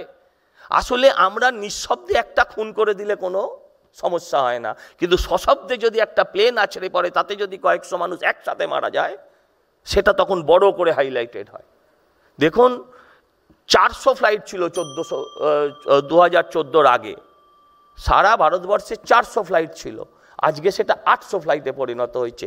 137টা এয়ারপোর্ট ছিল, সেটা আজকে গিয়ে 450-র কাছাকাছি, আমি যদি খুব ভুল না বলে থাকি, সেটা এয়ারপোর্ট তৈরি হয়েছে। সবগুলো যে ফুল ফাংশন, বিরাট ফাংশন করছে তা নয়, নিশ্চয়ই আগামী দিন করবে। কিন্তু আমার বিষয় হচ্ছে সেখানে দুর্ঘটনা ছিল, আছে, থাকবে। আমরা শোকসভা করব, আমরা রাজনীতি করব না বলে প্যাসিভলি রাজনীতি করব সংবাদ মাধ্যম থেকে শুরু করে আমরা সবাই, এটাও তো হওয়া উচিত নয়। আমি আপনাদের কাছে প্রশ্ন করতে চাই, পৃথিবীর সবচেয়ে দামি জাহাজ কনকর্ডটা, এই টাইটানিকটা প্রথম যাত্রাতেই ভেঙে গুঁড়িয়ে গেল কেন? সেই প্রশ্ন তো আমরা করি না। আমরা তো কখনো প্রশ্ন করি না বিশ্বের অন্যতম দামি প্লেন কনকর্ড, তার সার্ভিস বন্ধ হয়ে গেল কেন, সে ভেঙে পড়ল কেন? দেখুন, কেন নিয়ে আমি রাজনীতি করতে পারি। আমরা এখানে বসে সচিন যে বলে আউট হয়, সে বলে আমি ছক্কা মারতে পারি। আমার টিআরপি বাড়ছে, নিউজ 18-এর টিআরপি বাড়ছে, সবার টিআরপি বাড়ছে, আমরা এগুলো করতে পারি। এগুলো কোনোটাই সমাধান খোঁজার লক্ষ্যকার বিষয় নয়। এটা আমাদের প্রচার ছাড়া কিছু নয়। আমি বিশ্বাস করি আমাদের আরও সজাগ হতে হবে। আমি সরকারি ব্যর্থতাকে কোথাও ঢাকার চেষ্টা করব না, because nothing is full proof. একটা বুলেট প্রুফ জ্যাকেটেরও একটা নির্দিষ্ট সহ্য ক্ষমতা আছে, তারপরে গেলে সে সেটা নিতে পারে না। দুর্ঘটনা ছিল, দুর্ঘটনা আছে, দুর্ঘটনা থাকবে। কোনো দিন দুর্ঘটনা লেস কখনো কিছু হতে পারে না। আমাকে বলছিল যে, ওই দেবাংশু বলছিল অ্যান্টি কলিশন ডিভাইস। আমার প্রশ্ন, অ্যান্টি কলিশন ডিভাইস কি মমতা ব্যানার্জি সারা ভারতবর্ষে লাগিয়ে ফেলেছিলেন? আমাদের এইটা যেটা কবচ, মাদুলি, এইসব কথা বললো, ভালো লাগলো শুনতে। এগুলো বাচালতা হয়, বাস্তবতা নয়। বললো 50 বছর লাগবে, তো আমি এমন প্রজেক্ট করবো কেন যেটা 50 বছর লাগবে? মমতা ব্যানার্জি কি অ্যান্টি কলিশন ডিভাইস সারা ভারতবর্ষে লাগিয়ে উঠতে পেরেছে? দুর্ঘটনা ছিল, আছে, থাকবে, সেটি নিয়ে সন্দেহ নেই। কিন্তু বিষয়টা আমরাও মনে করি, কিন্তু যেখানে এত পথ ফাঁকা পড়ে আছে, মেনটেনেন্সের লোক নেই, যেখানে 1000 লোকের শূন্যবাদ ফাঁকা 5টা লোক নেওয়া হচ্ছে, যেখানে যারা মেনটেনেন্স করছে তাদের কোয়ালিটি কি তা কেউ জানে না, এইগুলোও তো, এই ভাগগুলো তো ভরাতে হবে সরকারকে, সাধারণ মানুষকে নয়। এগুলো তো সরকারের দায় এবং দায়িত্ব। পরের বক্তা। সঞ্জয় ঘোষ, প্রাক্তন মুখ্য জনসংযোগ আধিকারিক, দক্ষিণ পূর্ব রেল। অনিশ্চয়তা যাত্রা। আচ্ছা, আমি কিন্তু কাউকে ডিফেন্ড করতে আসিনি, সোজাকে সোজা, ব্যাকাকে ব্যাকাই বলবো। আমি পরিসংখ্যান দিয়ে অনেক কিছু বলা যায়। আমি যদি পরিসংখ্যান দিয়ে বলি, এখন আমি বলতে পারি 2000 সালে 473টা ট্রেন অ্যাক্সিডেন্ট হয়েছিল, 2022-23 সেটা 48 এসে নেমেছে। আমি যদি পরিসংখ্যান দিয়ে বলি, পরিসংখ্যান দিয়ে বলতে পারি যে ট্র্যাক 1,26,00,000 ট্র্যাক কিলোমিটারে 14,000 উপর ট্রেন চলছে। এই ট্রেনে এত যাত্রী যাতায়াত করছেন, তাদের সবাইকে সব রকমভাবে খুশি করা সম্ভব নয়। আচ্ছা, আপনারা বলুন তো, চ্যারিটি বিগিনস অ্যাট হোম। আমি বলবো সেফটিও বিগিনস অ্যাট হোম। বাড়িতে রান্নাঘরে সবচেয়ে যত্ন করে যে জিনিসটা বয়েল করা হয় সেটা হচ্ছে দুধ। আচ্ছা বলুন তো, কার বাড়িতে দুধ উতলায় না? কেউ বলতে পারবে যে কার বাড়িতে হ্যাঁ আমার বাড়িতে কোনোদিন দুধ উতলায়নি? দুধ গরম করলে উতলাতে পারে। আমি কিন্তু জাস্টিফাই করছি না অ্যাক্সিডেন্ট হবে, আমি খালি এটুকু বলছি যে অ্যাক্সিডেন্ট ইজ অ্যাক্সিডেন্ট, সেটা আমাদের মেনে নিতে হবে, সেটা আমাদের ওভারকাম করতে হবে। আমাদের জানতে হবে অ্যাক্সিডেন্টের রুট কজ কী এবং তার জন্য আমরা অ্যাক্সিডেন্ট কমাবার জন্য কি কি করছি। যদি আমি দেখি, ভারতবর্ষে টোটাল 9খানা মেজর ট্রেন অ্যাক্সিডেন্ট হয়েছে বিগত ভারতের স্বাধীনতার পরে। তার মধ্যে 9টার মধ্যে আমি দেখছিলাম 4টে কিন্তু ডিউ টু হিউম্যান ফেলিওর, মানে যান্ত্রিক গোলযোগ বা কোনো রেলের কর্মচারী গাফিলতি হয়েছে। বাকি 5টা কিন্তু নানা আনুষঙ্গিক কারণ হয়েছে। তার জন্য ন্যাক্সালাইট অ্যাক্টিভিটিস আছে, তার জন্য দুর্যোগপূর্ণ আবহাওয়া আছে, বিভিন্ন কারণে হয়েছে। এবার কথা হচ্ছে যে রেলের যাত্রা অনিশ্চয়তা না, অনিশ্চয়তা না, নিশ্চয়তায়। আমি বলবো নিশ্চয়তা বলে এখনও রেলের লোকে যাতায়াত করছেন এবং ভরসা নিয়ে করছেন। এবং এই যে অ্যাক্সিডেন্টগুলোর কথা হচ্ছে সেগুলোর ক্ষেত্রে আমি বলছি অনেক কিছু ব্যবস্থা নেওয়া হয়েছে এবং সেই ব্যবস্থার মধ্যে সবচেয়ে বেশি আমরা যেটা দেখেছি, যেটা রেল চালাতে গেলে আনম্যান লেভেল ক্রসিং, প্রহরীহীন লেভেল ক্রসিং সবচেয়ে বড় একটা ভালনারেবল এরিয়া। ভারতবর্ষের সব মেন রুটের কিন্তু লেভেল ক্রসিং এখন প্রহরী দেওয়া হয়েছে। আমাদের পুরনো সিগন্যালিং ব্যবস্থা ত্রুটিপূর্ণ ছিল, আমি বলবো না তখন যে তার জন্য সব ট্রেন অ্যাক্সিডেন্ট হয়েছে, না, সেখানে একটা হিউম্যান ইন্টারফেসে যদি ল্যাপসেস হয় সেই ল্যাপসেসটা ধরা যেত না। সেখানে এখন ইন্টারলকিং ব্যবস্থা, ইম্প্রোভাইজড ইন্টারলকিং ব্যবস্থা করা হয়েছে যাতে সেই ল্যাপসেসগুলো ওভারকাম করা যেতে পারে। কবজের ব্যাপারে কথা শুনলাম, হ্যাঁ, অ্যান্টি কলিশন ডিভাইস কবজ হচ্ছে এবং সেটা যেমন একটা কথা, প্রতিটি বাড়িতে যেমন না সমসংখ্যক সদস্য থাকে না, সেরকম প্রতিটি সেকশনে কিন্তু সমসংখ্যক ট্রেন চলে না, এটা স্টেপ বাই স্টেপ করতে হয়। যেমন বম্বে দিল্লি রুটে কবজের জন্য অলরেডি কাজ চলছে, হাওড়া দিল্লি রুটে কবজের জন্য কাজ চলছে এবং আস্তে আস্তে যে মেজর যে ট্র্যাক সেন্টারগুলো সেগুলো কবজ হবে, তারপর ধীরে ধীরে আস্তে আস্তে সব জায়গাগুলো কবজ হবে। এবার আসি প্রথম কথা, যেটা হয়তো অনেকের কাছে এখানে ভাল লাগবে না, আমি বলছি না কোন সময়, সালটা বলছি না, ট্রেনটার নামও বলছি না। কোনো একজন রাজনৈতিক নেতা বা নেত্রী একটি ট্রেন শুরু করেছিলেন 16 কোচ দিয়ে, মানে 16টা কোচ ছিল, ডাব্বা ছিল। তারপর সেটা নেমেছে 10-এ, তারপরে নেমেছে 8-এ, তারপরে নেমেছে 5-এ, তারপর সেটা উঠে গেছে। তার কি বোঝা গেল? আমরা ট্রেন চালাই বা চালাতে চাই আমাদের নিজেদের প্রচারের জন্য, জনগণের থেকেও আমরা চাই রাজনৈতিকভাবে আমরা কি সুবিধা পেতে পারি না পেতে পারি তার উপর নিরিখে কিন্তু আমরা ট্রেন চালাই। এবং এটাই কিন্তু আমি বলবো যে একটি মূল কারণ, আমাদের ক্ষমতার অতিরিক্ত ট্রেন চালাবার জন্য যে রকম প্রেশার দেওয়া হয় এটাই কিন্তু মূল কারণ। এটা যদি একটু সংশোধন করা যায় তাহলে দেখা যাবে অনেকাংশে মেনটেন্যান্সের কথা যেটা বলা হচ্ছে খামতি আছে, বা ট্রেনের ছাদের ফুটোতে জল পড়ছে, বাথরুম অপরিষ্কার আছে, এটা কিন্তু অনেকাংশে কমা যাবে। আর একটা কথা বলবো, আমি ঘন্টা পড়ে গেছে, রাজনৈতিক দলেদের ক্ষেত্রে যদি ইলেকশনে জেতাটাই হচ্ছে সব কিছু সুশাসনের পরিচয়। সুশাসনের কথা যদি বলি, আমরা বলি হ্যাঁ আমরা রাজনৈতিকভাবে জিতে এসেছি বা জিতছি, এটা আমরা তার মানে প্রমাণ হচ্ছে সুশাসন। তাহলে রেলে এখন ওয়েটিং লিস্ট চলছে, ট্রেনে কোনো ট্রেন ফাঁকা যাচ্ছে না, তাহলে আমি বলবো এটা অনিশ্চয়তার যাত্রা নয়, নিশ্চয়তার যাত্রা। ধন্যবাদ। রাজনৈতিক হস্তক্ষেপ স্বাভাবিকভাবেই থাকবেও, কিন্তু সেটা এতটাই বেশি হয়ে যাচ্ছে, সেটাও কিন্তু আগামী দিনের পক্ষে খুব ক্ষতিকর। এবং একটা বিষয় না বললেই নয়, ট্রেন হয়তো চলতেই পারে, ট্রেন চালাবেন, ট্রেন যেই মন্ত্রী আসুন সেই তার এলাকার জন্য ট্রেন করবেন।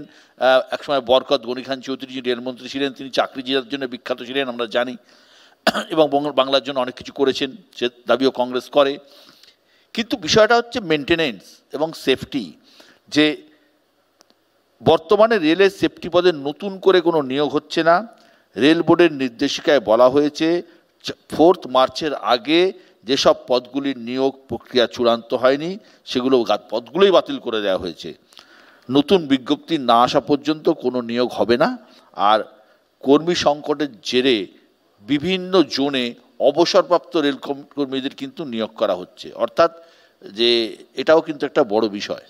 যাই হোক, আমার পরের বক্তা, আমার আপাতত এই শেষ বক্তা কল্যাণ চৌধুরী, প্রাক্তন এক্সিকিউটিভ ডিরেক্টর, এটিসি। ট্রেন চলছে ভগবানের ভরসায়, বিমান চড়েও নিস্তার নেই। এবং আজকে আমার পূর্ববর্তী বক্তাদের কথা শুনে আমার একটা কথাই বলতে ইচ্ছা করছে, আপ সালামত রাহে। আচ্ছা, কথাটাকে যদি আমি এইভাবে বলি, আপ সালামত রাহে। আমি কিন্তু একই কথা বলেছি, একই শব্দ, শুধু একটা গ্যাপ, একটা ফাঁক, সালামত। আজকে এখানে দাঁড়িয়ে আমি চেষ্টা করব একজন এভিয়েশন ইন্ডাস্ট্রির কর্মী হিসাবে এই সম্ভাব্য গ্যাপগুলো কোথায় থাকতে পারে এবং সেখানে আমাদের করণীয় কী সেটার উপর একটু আলোকপাত করার। আমি জাস্টিফাই না করেই বলছি কোনো অ্যাক্সিডেন্টই কাম্য নয়, কিন্তু তবু আমি দায়িত্ব নিয়ে বলছি এখনও বিমান যাত্রা সবচেয়ে নিরাপদ যাত্রা। সেফেস্ট মোড অফ ট্রান্সপোর্টেশন হচ্ছে বিমান যাত্রা, যদি আপনি প্যাসেঞ্জার কিলোমিটার ধরেন, এটা স্ট্যাটিস্টিক্স বলছে। কেন বলছি আমি? নির্দিষ্ট কারণ হচ্ছে ইটস হাইলি রেগুলেটরি। একটা এভিয়েশন ইন্ডাস্ট্রির প্রতিটা স্টেপে তার রুলস রেগুলেশনস এবং সেগুলোকে যে ওভারসি করা হয়, যে সিস্টেম আছে, ইটস এ হাইলি রেগুলেটরি। যেমন আমরা যখন টেকনিক্যাল লোক তারা সবসময় বলি যে দুর্ঘটনার কারণ সিস্টেমের মধ্যেই কোথাও লুকিয়ে আছে, সেটা বাইরে আসার আগে আমাদের দায়িত্ব হচ্ছে সেটাকে খুঁজে বের করা। তার বিভিন্ন মেকানিজম আছে, বিভিন্ন অডিট আছে, এবং দুর্ঘটনা ঘটার আগে সেটাকে মিটিগেট করা আছে, আমাদের সিস্টেম আছে। এবং এটা শুধু দেশে নয়, আমাদের যে ইন্টারন্যাশনাল বডি আছে, international civil aviation organisation, ICAO, এদের কাজ হচ্ছে বিভিন্ন ম্যানুফ্যাকচারার, সফটওয়্যার প্রডিউসার বা এই ধরনের যারা বিমান পরিষেবার সাথে যত ধরনের ইন্ডাস্ট্রি বা পরিষেবা দেওয়া সরকার আছে, তাদের সাথে কোঅর্ডিনেট করে একটা স্ট্যান্ডার্ড ঠিক করা, এবং যেটা সারা পৃথিবীতে প্রযোজ্য। তারা বিভিন্ন সার্কুলার বা অর্ডার ইস্যু করে, তার মধ্যে একটাকে বলা হয় SARPS, SARPS, standard and recommended practices. এই স্ট্যান্ডার্ড হচ্ছে ম্যান্ডেটারি, সমস্ত দেশের পক্ষে মেনে চলা, মানে যারা সিগনেটারি টু ICAO কনভেনশন। এর উপর বেস করে দেশের সরকার কি করে, মানে আমাদের মিনিস্ট্রি, তারা দেশের জন্য আইন প্রণয়ন করে এবং তার নিচে থাকে রেগুলেটরস, তারা সেগুলোকে ডিটেলস গভর্নমেন্ট অর্ডার বের করে এবং এগুলোকে ফলো হচ্ছে কি না সেগুলো দেখার দায়িত্ব, ওভারসির দায়িত্ব হচ্ছে তাদের। তারপরে সার্ভিস প্রোভাইডারের তার নিজস্ব একটা সেফটি সিস্টেম আছে, সেখানেও রীতিমতো অডিট হয় এবং দে আর ইন্ডিপেন্ডেন্ট। অডিট হয় এবং অডিটে সেগুলো আলোচনা হয়, সম্ভাব্য কারণ কোথায় থাকতে পারে বা কোনো একটা ঘটনা ঘটলে সেটা কী হয়। ঘন্টা বেজে গেছে, সময় খুব কম, আমি খুব ছোট্ট করে বলছি, অ্যাক্সিডেন্টকে আমি যদি মোটামুটি 3টে ভাগে ভাগ করি, টেকনিক্যাল রিজন, হিউম্যান ফেলিওর এবং external reason, weather, bird and. এর মধ্যে দেখা যায় 2/3 অফ দ্য অ্যাক্সিডেন্টের জন্য দায়ী এভিয়েশন ইন্ডাস্ট্রিতে হিউম্যান ফেলিওর। এবং হিউম্যান ফেলিওর বলতে এমন নয় যে মানুষ ভুল করছে, মানুষ আন্ডার সার্কামস্ট্যান্স টেকনিক্যাল ফেলিওর হয়েছে, সেখানে মানুষের কী করণীয়, সেটা না করতে পারলো, সেটাও হিউম্যান ফেলিওর। আমরাও সেটাও দেখি। এয়ারপোর্টস 2014-তে ছিল 75টা, আর আজকে 157, 2047 এই রিসেন্টলি যেটা বেরিয়েছে ভিশন 2045 350। আমি একটা জিনিস পয়েন্ট আউট করতে চাই, একটা প্লেন চালাতে, যে একটা কোম্পানি যখন প্লেন কেনে, তার জন্য আমি ইন্ডিগো স্ট্যাটিস্টিক্স দেখছিলাম, অ্যাবাউট 12 জন পাইলট লাগে পার এয়ারক্রাফট। এবং আমার এক বন্ধুর সাথে কথা বলতে বলছে না, ওটা কম, ওটা 20 জন মতো লাগে। একটা প্লেন কেউ যদি কেনে, তার 20 জন প্রশিক্ষিত পাইলট লাগে। আমি এয়ারপোর্টের কথা জানি, আমি বিইং অ্যান এটিসিও অ্যান্ড হ্যাভিং, মানে নিজে যেহেতু সব বড় কর্তা ছিলাম, একটা এয়ারপোর্ট যদি একটা ফ্লাইটও চলে, তাহলে আমাকে 5 জন লোক দিতে হবে। তাহলে 2030 যদি আমাকে 200টা অ্যাডিশনাল এয়ারপোর্ট করতে হয়, তাহলে আমাকে 1000 জন অ্যাডিশনাল এটিসিও লাগবে। আপনাদের ধারণা আছে যে একটা এটিসিও বা একটা পাইলট তৈরি করতে কতদিন লাগে? খুব কম করে যদি আমি একদিনও নষ্ট না করি, এটা 3 বছর, কিন্তু এটা লাগে অ্যাকচুয়ালি 5 বছর মতো। তাহলে আমি যদি টার্গেট রাখি যে 2030-এ আমি এই জায়গায় পৌঁছবো, আমার এতগুলো প্লেন হবে, এতগুলো এয়ারপোর্ট হবে, তাহলে আজকে সেই জায়গায় পরিষেবা দেওয়ার জন্যে এই জায়গাগুলোকেও আমার তৈরি করা দরকার। এটা শুধু পাইলট বা এটিসিও না, এখানে ফ্লাইট ইঞ্জিনিয়ার আছে, ফ্লাইট ডিসপ্যাচার আছে, আরও লাইসেন্সড প্রফেশনাল আছে, এটাকেও তৈরি করা দরকার। সেটা হচ্ছে কি, যদি না হয়ে থাকে সেইখানেই তাহলে বোধহয় কি গ্যাপ হচ্ছে, কোথাও কি ওভার স্ট্রেসড হচ্ছে, কোথাও কি নেগলিজেন্স হচ্ছে। এই গ্যাপটার জন্যেই কি এই ঘটনাগুলো হচ্ছে, বা কোথাও কম্প্রোমাইজ হচ্ছে। এবং সর্বশেষে একদম বলি যে আমরা যখন চাকরিতে ঢুকি, তখন একটা কথা খুব আমাদের মধ্যে প্রচলিত ছিল,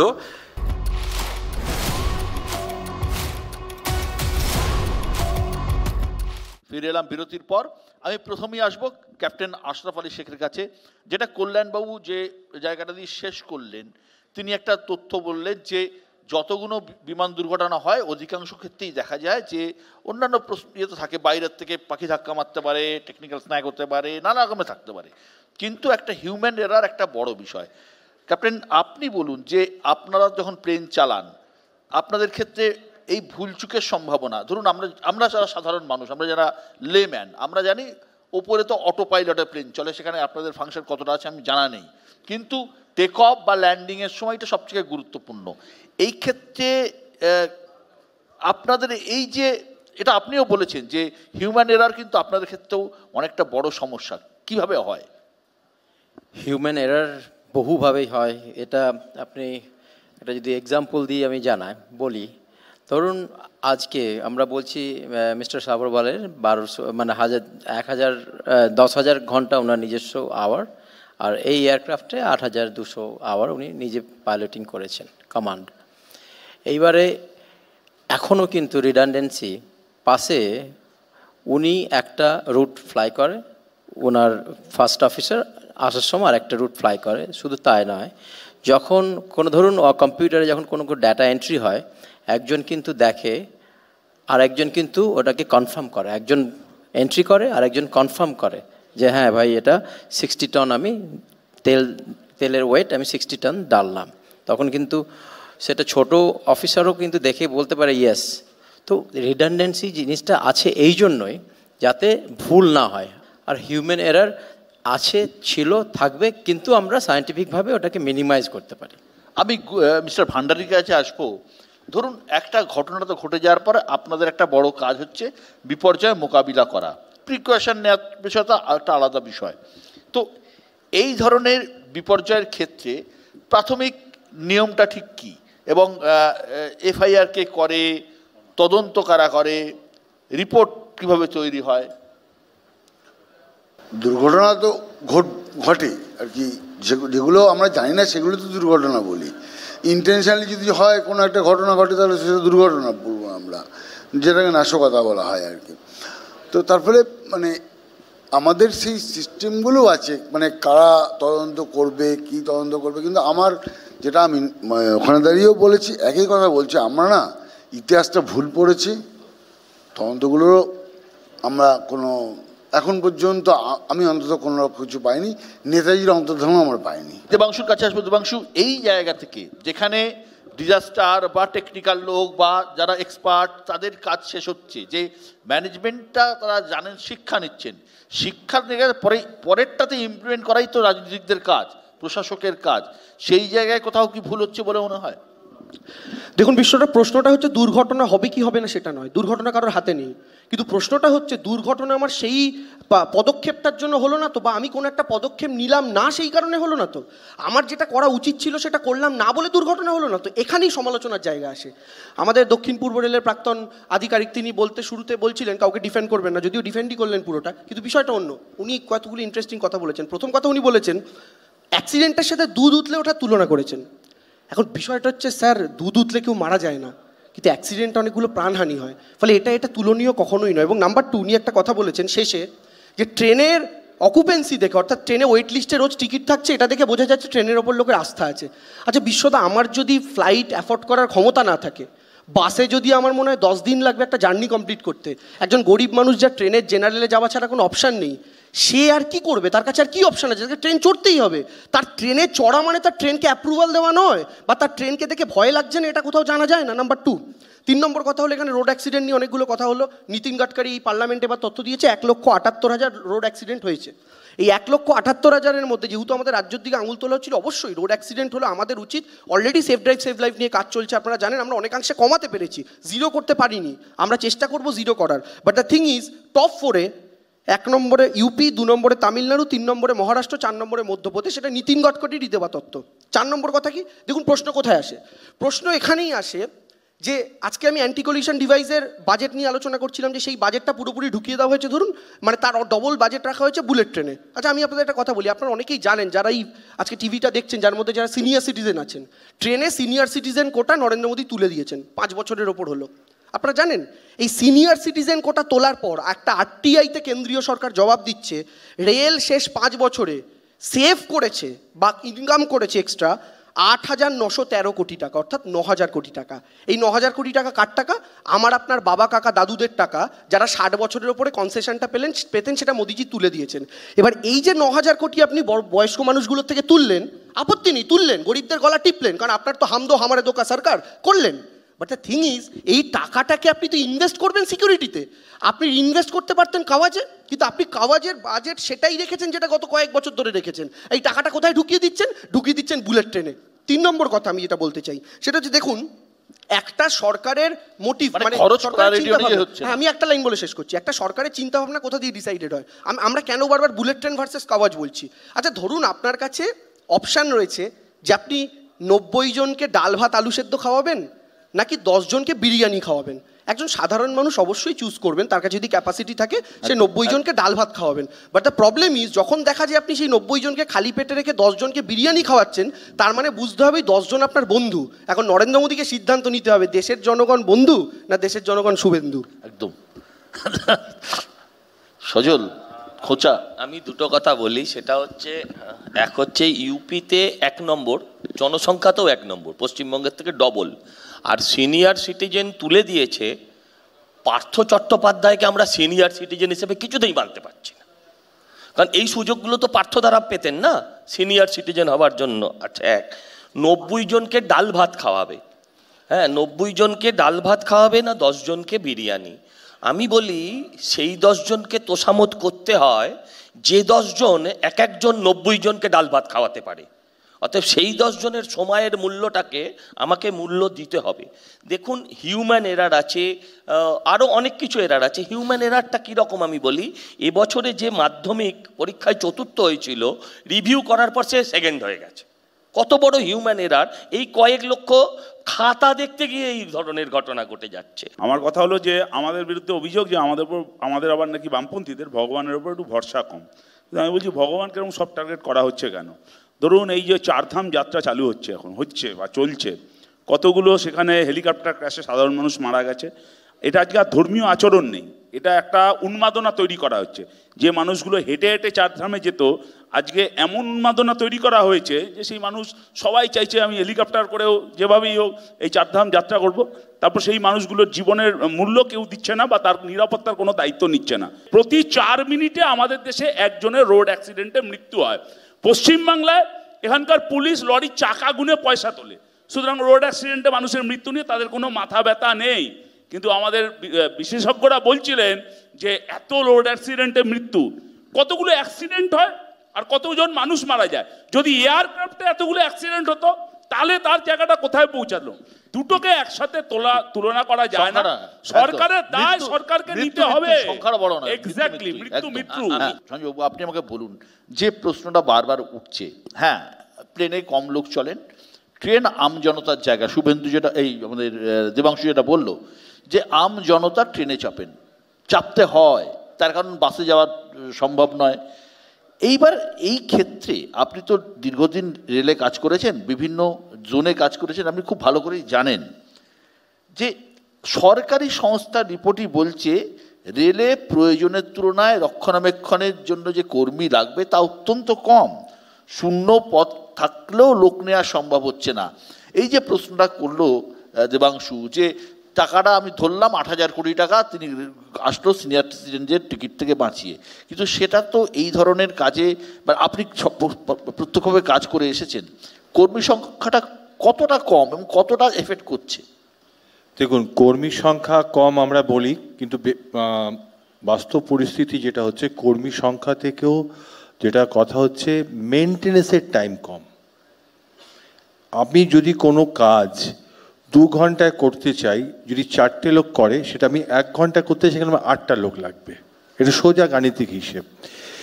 যে পরিমাণ ট্রেন বেড়েছে, যে পরিমাণ ট্রেন বাড়ানো হয়েছে, তার সঙ্গে সামঞ্জস্য রেখে কিন্তু সেরকম কর্মী নিয়োগ হয়নি, এটা মেনে নিতে হবে।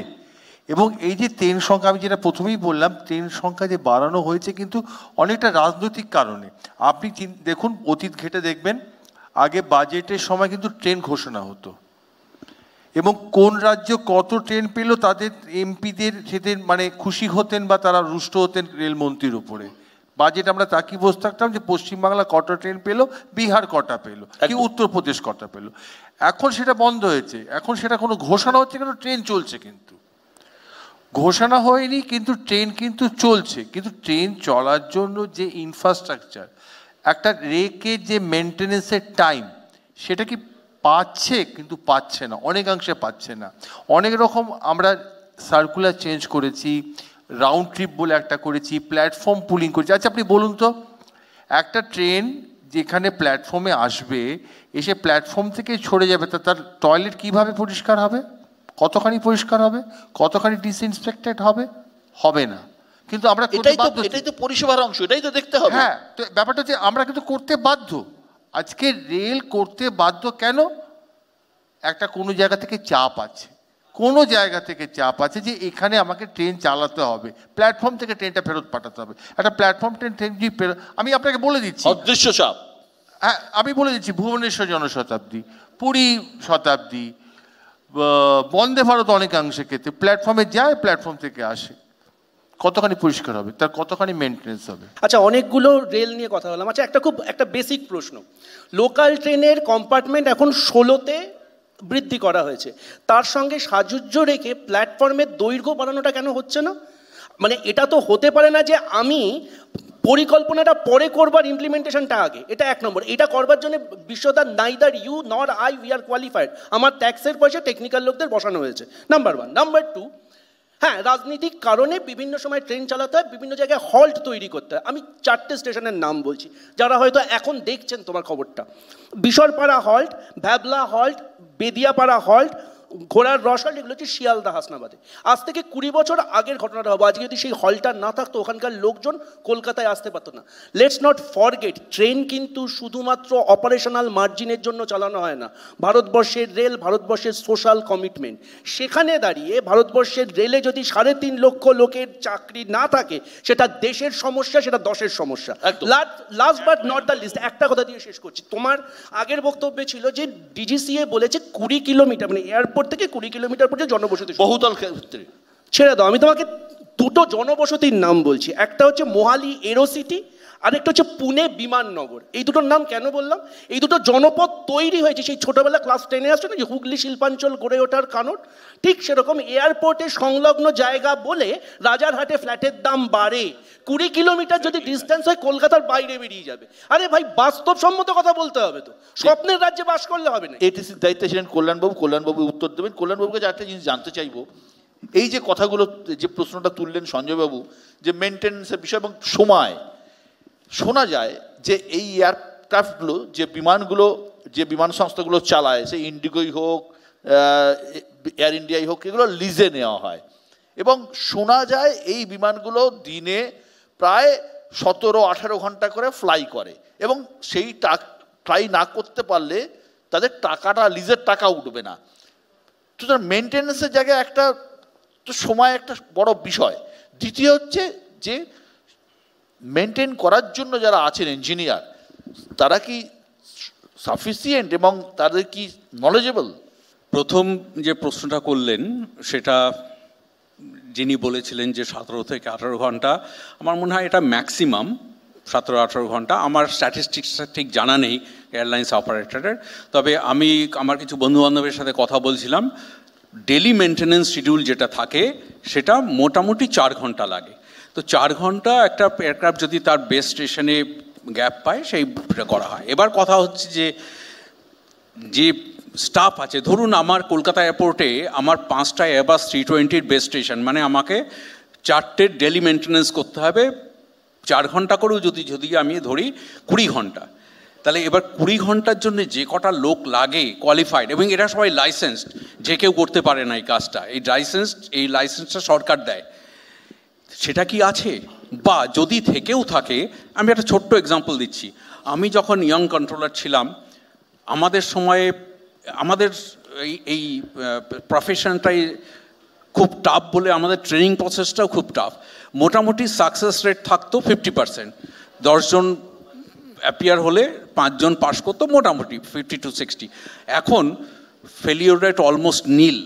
এইখানে প্রশ্নটা হচ্ছে, তাহলে যেহেতু সংখ্যা এবং গুণগত মান এই দুটোর মধ্যে কনফ্লিক্ট দেখা দিয়েছে, সেই কনফ্লিক্টে গুণগত মানটা কম্প্রোমাইজ হচ্ছে না, তো এইটা দেখার দায়িত্ব হচ্ছে ও।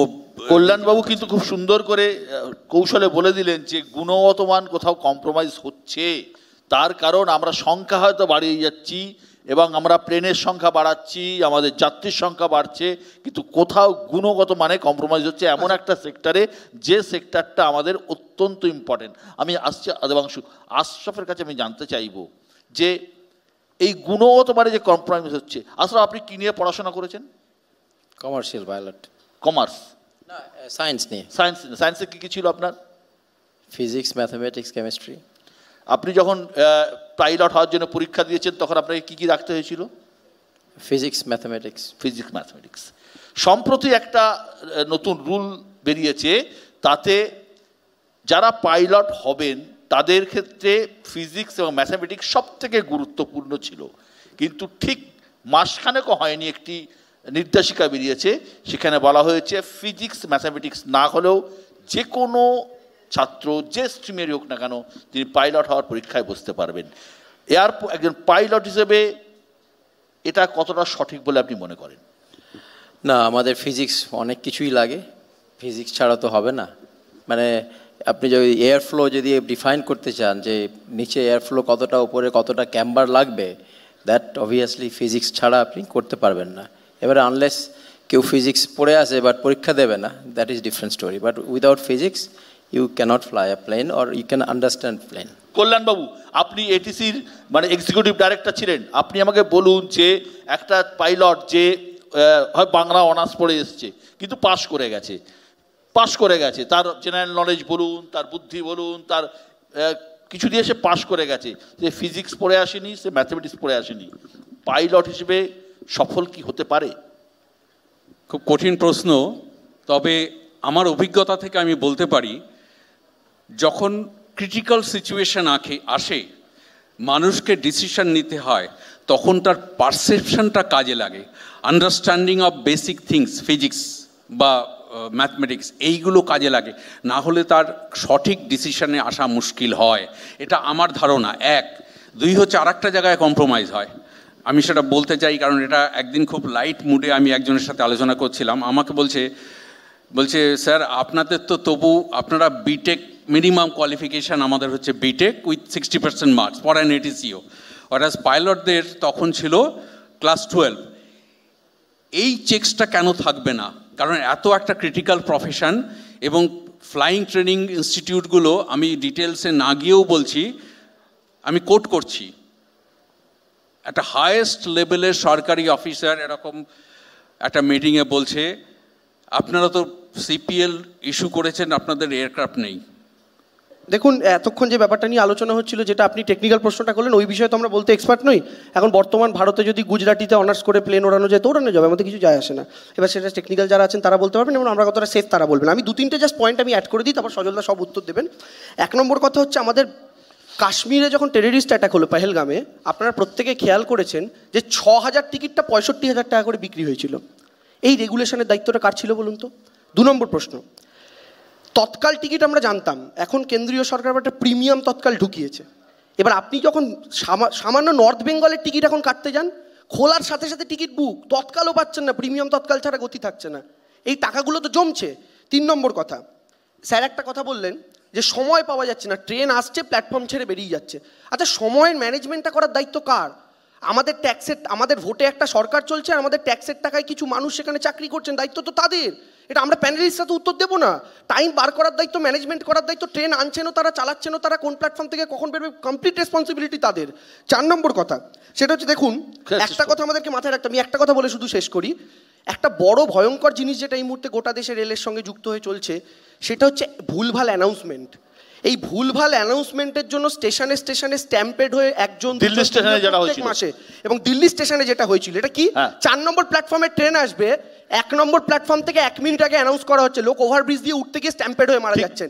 এই যারাই অ্যানাউন্সমেন্টগুলো করছেন, তারা বাংলা অনার্স না বিটেক করেছেন আমাদের জানার দরকার নেই, আমাদের ট্যাক্সের টাকায় তো কাজ করছেন, এবং তার মাথার উপরে একটা গভর্নমেন্ট। তো এই রেসপন্সিবিলিটি কাদের? আমাদের প্যানেলিস্টদের। ঠিক, সঞ্জয় বাবু। দেবাংশুর কথার সূত্র ধরে আমি বলি, এটা মানতে মানে কোনো অসুবিধা নেই, ট্রেন সময় চলে না। কেন চলে না? লাইনে গরু চলবে, লাইনের উপরে আন্দোলন হবে, লাইনের উপরে কেউ সাইকেল চালাবে, এবং লাইনের উপরে কেউ সুইসাইড করবে। এগুলো কারণের মাথায় নিয়ে কিন্তু আমাদের ট্রেন চালাতে হয়। তাই এতগুলো জিনিসের উপরে আপনি বলুন তো, ট্রেনটা কী করে সময় চলবে, কী করে ঠিক সময় আসবে, প্ল্যাটফর্মে ঢুকবে, আর কী করে ঠিক সময় প্ল্যাটফর্ম থেকে বেরোবে? এই হচ্ছে 1 নম্বর কথা। 2 নম্বর কথা হচ্ছে, এই যে আমি বলছি যে মেনটেন্যান্সের কথা, মেনটেন্যান্সের টাইমটা কমে যাচ্ছে। তার মেনলি কারণ হচ্ছে ট্রেন কিন্তু সময় চলে না, এবং যে পরিমাণ ট্রেন চলতে পারে একটি সেকশনে, আমরা যেটাকে রেলের ভাষা বলি সেকশনাল ক্যাপাসিটি, যে পরিমাণ ট্রেন সেকশনে চলছে তার থেকে বেশি পরিমাণ ট্রেন চলছে। এবং এই যে আপনি বললেন ভুলভাল অ্যানাউন্সমেন্টের কথা, হ্যাঁ আমি মানছি, ভুলভাল অ্যানাউন্সমেন্ট কী করে হয়? যদি টাইম টেবিল বলা আছে 1 ঘন্টায় ধরুন 4টে ট্রেন ধরবে, এবার সেই 1 ঘন্টায় বিশেষ একটি স্পেসিফিক আওয়ার্স ধরুন 1 to 2 4টে ট্রেনে ঢোকার জায়গায় লেটের জন্য 8টা ট্রেন ঢুকে যায়, তখন আপনি বলুন তো কোথায় প্ল্যাটফর্ম হবে? একটা ইম্পর্টেন্ট কথা বলেছেন এখানে, আমার বলতে হবে, আপনি যেহেতু রেলের আধিকারিক ছিলেন, আপনি যদি টাইম টেবিলের ট্র্যাক রেকর্ড দেখেন, দেখবেন হাওড়া রাজধানী বা শিয়ালদা রাজধানী কম্পারেটিভলি শীতকাল বাদ দিয়ে প্রায় 99% কারেক্ট টাইমে পৌঁছচ্ছে, কিন্তু সাউথ ইস্টার্ন থেকে এই সমস্ত জোনে লেট হচ্ছে। স্যার আমি জিজ্ঞেস করতে চাই, হাওড়া শিয়ালদা হাওড়া রাজধানী লাইনে গরু কাটা পড়ে না স্যার? মানুষ সুইসাইড করে না স্যার? লাইনে বসে না স্যার? তার মানে যেখানে পয়সা বেশি সেটা আপনি ক্লিয়ার করছেন, আর গরিবের ট্রেনগুলো টিকিট করতে করতে 8 ঘন্টা 10 ঘন্টা। আমি আমার অভিজ্ঞতা দিয়ে বলবো, আপনি যদি কোনোদিন সুযোগ হয়, আপনি উড়িষ্যা সেকশনে একবার ইঞ্জিনে ট্রাভেল করে দেখবেন, গরু পাবেন কিনা বলবেন। আমি সজল যে প্রশ্নটা কল্যাণবাবু তুললেন, যে যারা পাইলট লাইসেন্স দিচ্ছে হওয়ার, তাদের নিজেদের কোনো এয়ারক্রাফট নেই, কি করে মানে, তাই তো? সার্ভিসেবল এয়ারক্রাফট ছিল, আমি একটু কারেক্ট করছি, সার্ভিসেবল ছিল না, যে পিরিয়ডে ইস্যু হয়েছিল এয়ারক্রাফট সার্ভিসেবল ছিল না। ওইটার উত্তর আমি দিতে পারবো না, আমার জানা নেই বিষয়টা। যেটা হচ্ছে আপনারা একটু আগে বলছিলেন যে সায়েন্স পড়তে হবে, ফিজিক্স কেমিস্ট্রি এগুলো বুঝতে হবে। আমি আপনাকে বলি, আমি সাবজেক্টটাও না জেনে বলছি, আমার ধারণাটা বলছি। সেটা হচ্ছে ধরুন আগে আমরা বিএ পড়তাম, এখন আমরা বিএ এলএলবি পড়ছি, তাই তো? যে বিএ পড়ার পর আপনি গ্র্যাজুয়েশন কমপ্লিট করার পর তারপর আপনি যেতেন, তখন শুধু এলএলবি পেতেন। আজকের দিনে প্রয়োজনীয় ফিজিক্স কেমিস্ট্রিটা যেটা আপনার একটা প্লেন চালানোর ক্ষেত্রে লাগে, সেটা যদি এই কোর্সের মধ্যে ঢুকিয়ে দেওয়া হয়ে থাকে, তাহলে আমার মনে হয় না আলাদা করে পুরো ফিজিক্সটাকে পড়ার প্রয়োজন আছে। আরেকটা কথা বলি, অভিষেকরা শূন্যপদের কথা বলছিল, ও আরেকটা কথা শুরুতে বলেছিল ব্রিটিশের হাওড়া ব্রিজ, মোগলের লালকেল্লা, আর নেহেরুর কেল্লাটা এই কারণেই শূন্য হয়ে গিয়েছে। শেষ করে নি দাদা, তার কারণ হচ্ছে এই শূন্যপদের একটা বড় দায়িত্ব তাদেরও ছিল। আমি বলছি 140 কোটি মানুষের দেশে ট্রেন দেরি করে, শূন্য পদ আছে, 600 কোটি যাত্রী বহন করে যে ট্রেন সময় মতো আসে না, সব ঠিক আছে। আমি বলি যারা কাঁচের ঘরে বসে থাকে এই রাজ্যের সরকার, তারা বলুক শুধু শিক্ষায় কত শূন্য পদ আছে। আমি একজন কাউন্সিলর হয়ে আমি বলি কলকাতা কর্পোরেশনে সেখানে প্রায় 40,000 শূন্য পদ আছে। শূন্য পদের এত শূন্য চারদিকে ঘুরে বেড়াচ্ছে দেবাংশু, সেটা দেখলে তোমাকেও নিজেকে আগামী দিনে সজলের একটা অসাধারণ উত্তর সজল একটা অসাধারণ উত্তর দিতে পারতো, সজল পারলো না। সজল জানেন আপনি, আপনার সরকার, আপনাদের বিজেপি সরকার ভারতবর্ষের রিজার্ভ ব্যাংকের গভর্নর করেছিলেন এমন একজন লোককে, যিনি ইতিহাসে অনার্স, তার নাম শক্তিকান্ত দাস। তিনি কিন্তু রিজার্ভ ব্যাংক চালিয়েছেন। সুতরাং এটা আমি আপনার জন্য রেখেছিলাম, এবং ফিসক্যাল ডেফিসিট আমি রেখেছিলাম, যেটা আপনি বললে ভালো লাগে। চালাতে তো সবাই পারে, তারপরে ফিসক্যাল ডেফিসিটটা বলো, ডলারের এগেইনস্টে টাকার অবমূল্যায়নটা বলো, আরে খাওয়ার জন্য তো বিষও খাওয়া যায়। আমি বলছি যে বাংলা অনার্স প্লেন চালানোর ক্ষেত্রে আর ফিজিক্স অনার্সের পার্থক্যটা হলো বুদ্ধিজীবী আর পোষা বুদ্ধিজীবীদের মধ্যে যে পার্থক্যটা, সেটা নিয়ে 3,22,5.5 লক্ষ শূন্য পদ। আর আমাদের যদি বলা হয় যে মেনটেন্যান্স করবার মতন সুযোগ পাওয়া যাচ্ছে না, এটা বিশ্বাসযোগ্য নয়। বন্দে ভারত রাজধানী গরু থাকা সত্ত্বেও টাইমে চলবে, আর প্যাসেঞ্জার ট্রেন প্রতি বছর 5 কিলোমিটার আওয়ারলি সেটা কমবে। আওয়ারলি 5 কিলোমিটার প্রতি বছর কমবে প্যাসেঞ্জার ট্রেন।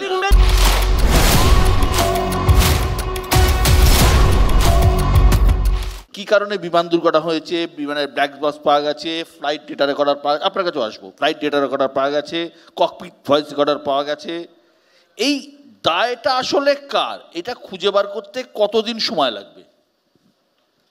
দেখুন, এটা আমার পক্ষে বলা খুব মুশকিল, দায় কার এবং কতদিন সময় লাগবে। সেটা যে ইনভেস্টিগেশন কমিটি আছে এবং সরকার যে টাইম লাইন দিয়েছে তার উপর ডিপেন্ড করবে। বোধহয় 3 মাস সময় দিয়েছে, তার মধ্যে রিপোর্ট সাবমিট করতে হবে। ক্যাপ্টেন আশরাফ, আপনারা যখন প্লেন চালান, এই যে পাইলটের শর্টেজ আছে আপনি জানেন, যে কারণে নতুন নির্দেশিকা হচ্ছে, আপনাদের কতটা রেস্ট, এবং রেস্ট ছাড়াই অনেক সময় নিয়ম, আপনাদের নিয়ম আছে, ইন্টারন্যাশনাল নিয়ম আছে, আপনারা এত ঘন্টা প্লেন চালালে এতটা রেস্ট হবে, সেটা কি সব ক্ষেত্রে মানা সম্ভব হয়? দেখুন, এটা আমি আপনার প্রথম কোশ্চেনটার আনসার দিই আগে। আপনি চাচ্ছিলেন যে ইন্ডিয়াতে ইনভেস্টিগেশনটা কোন অর্গানাইজেশন করবে? ওটা করবে AAIB। 3টা অর্গানাইজেশন করবে, পৃথিবীর বিভিন্ন ইন্টারন্যাশনাল অর্গানাইজেশন তো করছে না, এটা ইন্ডিয়ার জন্য, এটা ইন্ডিয়ার জন্য। তারপরে ওনাকে ওভারসি করবে DGCA, আর অন্য যে এখন আমেরিকা করবে। হ্যাঁ, coming back to your fatigue, আমরা আমাদের ধরুন 8 ঘন্টা ফ্লাইট হলো, তারপরে কিন্তু 1 ঘন্টা মানে যদি এক্সট্রা ফ্লাইট করেন, আপনি 4 ঘন্টা রেস্ট নিতে হবে আপনাকে। কিন্তু এসওপিতে আছে, কিন্তু সব এয়ারলাইন ফলো করছে কিনা সেটা কিন্তু DGCA এটাকে দেখতে হবে। কিভাবে দেখবে? অডিট করতে হবে যে কোন পাইলট কোন সময়ে কোন রুটে গেছে, মানে টাইমটা চালু হয়, প্লেন চালালো নিয়ে টাইমটা চালু হয় যখন আপনি রিপোর্টিং করছেন, তখন থেকে টাইম চালু হয়, আর যাকে আপনি লগ অফ করলেন তখন পর্যন্ত। ডিজাস্টারের ক্ষেত্রে বলছি, দেখুন এই যে কথাটা ক্যাপ্টেন আশরাফ বললেন, প্লেনের মেনটেন্যান্সই হচ্ছে না, পাইলট কতক্ষণ বসে আসছেন বা কোথায় কখন রিপোর্ট করছেন, তার মেনটেন্যান্স, তার সংখ্যা বা তার টাইম কী করে জানবে লোকে? না, আসলে সেখানে আমি আরেকটা তথ্য দিই, আমার মনে পড়ছে না এক্স্যাক্টলি, কিন্তু গত বছর বহু পাইলট ফ্লাই করার ঠিক আগের মুহূর্তে ধরা পড়েছিলেন যে অতিরিক্ত মদ্যপানের ক্ষেত্রে যে তারা মানে মদ্যপান করে প্লেন চালাতে যাচ্ছিলেন, ডাক্তারি পরীক্ষা ধরা পড়েছে, তার সংখ্যা কিন্তু কম নয়, তাই তো? 8 hours no throttle no bottle। হ্যাঁ, 8 hours no throttle no bottle। হ্যাঁ হ্যাঁ, না ঠিকই, মানে কিন্তু আমরা যখন অডিটের পয়েন্টটা রেখেছি সেটা আমরা অনেস্টলি কেন করব না, বা আমাদের রিপোর্টিংগুলো নিশ্চয় একটা টেকনিক্যালভাবে রেকর্ড করা হয়। মানে আমার মধ্যে কথা হচ্ছে, মানে সবাই যদি অনেস্টলি সার্ভিস দিতে পারে না, তাহলে বোধহয় আমরা ঠিক থাকবো, যেটা আমি বলার সময় বলেছি। কল্যাণবাবুর কাছে একটা প্রশ্ন আসবো, খুব ডেলিকেট কোশ্চেন। এই দুর্ঘটনার পর এয়ার ইন্ডিয়ার 2 প্রাক্তন ফ্লাইট অ্যাটেন্ডেন্ট প্রধানমন্ত্রীকে চিঠি লিখেছেন, আপনি নিশ্চয়ই জানেন। সেই চিঠিতে বিস্ফোরক দাবি তারা করেছেন। তাদের দাবি একটি 787-এর দরজায় কিছু সমস্যা হচ্ছিল, দরজা খোলার সময় ম্যালফাংশন করছিল, সে নিয়ে তারা রিপোর্ট দিয়েছিলেন। সংস্থার তরফে রিপোর্ট বদলাতে বলা হয়, তাতে তারা রাজি না হয়, চাকরি থেকে তাড়িয়ে দেওয়া হয়। না, আমি এর সম্বন্ধে ওয়াকিবহাল নই। চাকরি থেকে আজকে কাগজে বেরিয়েছে, হ্যাঁ, রিপোর্টে বেরিয়েছে। আসলে নিউজে তো অনেক কিছু বেরোয়, যে যার নিজের মতো করে ভার্সনটা দেয়, এটা নিয়ে মন্তব্য করা খুব মুশকিল অ্যাকচুয়ালি ভেতরে কি হয়েছিল। তবে এটুকু আমি বলতে পারি যে আমি কালকে সকালেই এক Dreamliner senior captain vice president সব কোম্পানির সাথে কথা হচ্ছিল। তিনি বলছিলেন যে দেখুন, একটা জাহাজ এত কমপ্লিকেটেড, তার 100% প্রত্যেকটা অঙ্গ প্রত্যঙ্গ সঠিক থাকবে তবেই সে উড়বে, এরকম হলে বোধহয় কোনো জাহাজই উড়বে না। এখানে খুব স্পেসিফিক্যালি আমি বলতে চাই, এখানে এই সম্বন্ধে ইন্টারন্যাশনাল নর্মস আছে যে কোথায় কি বিল্ডিং কি হাইটে হতে পারে, এবং সেটা একদম ম্যাথমেটিক্যাল ক্যালকুলেশন। কিন্তু আপনি ভারতবর্ষের মতো দেশে আপনি খুব, যেহেতু মানে আমি এই ডিপার্টমেন্টও হেড ছিলাম, আপনি জানেন যে ওয়ান অফ দ্য মানে most powerful lobby is the builders lobby. কি প্রচন্ড প্রেসারে কাজ করতে হতো আমি জানি। ম্যাথামেটিক্যাল ক্যালকুলেশন আমার মনে হয় 75-25 এর কাটমানি অন্তত পশ্চিম বাংলা আর গোটা দেশে হলো ইলেকট্রাল বন্ডে। সরি, সায়নদেবের একটা কথায় আমি একটা কথায় প্রতিবাদ না করে পারছি না। এখানে আমি সিস্টেমটাকে বলছি, there is no human interference in issuing NOC. একটা এনওসি ইস্যু করা হয় কোনো হিউম্যান ইন্টারফারেন্স, আর আপনি আপনার যে জমি তার আপনি কোঅর্ডিনেট আপনি দেবেন, তার হাইট দেবেন। এক্স্যাক্টলি, আমরা তো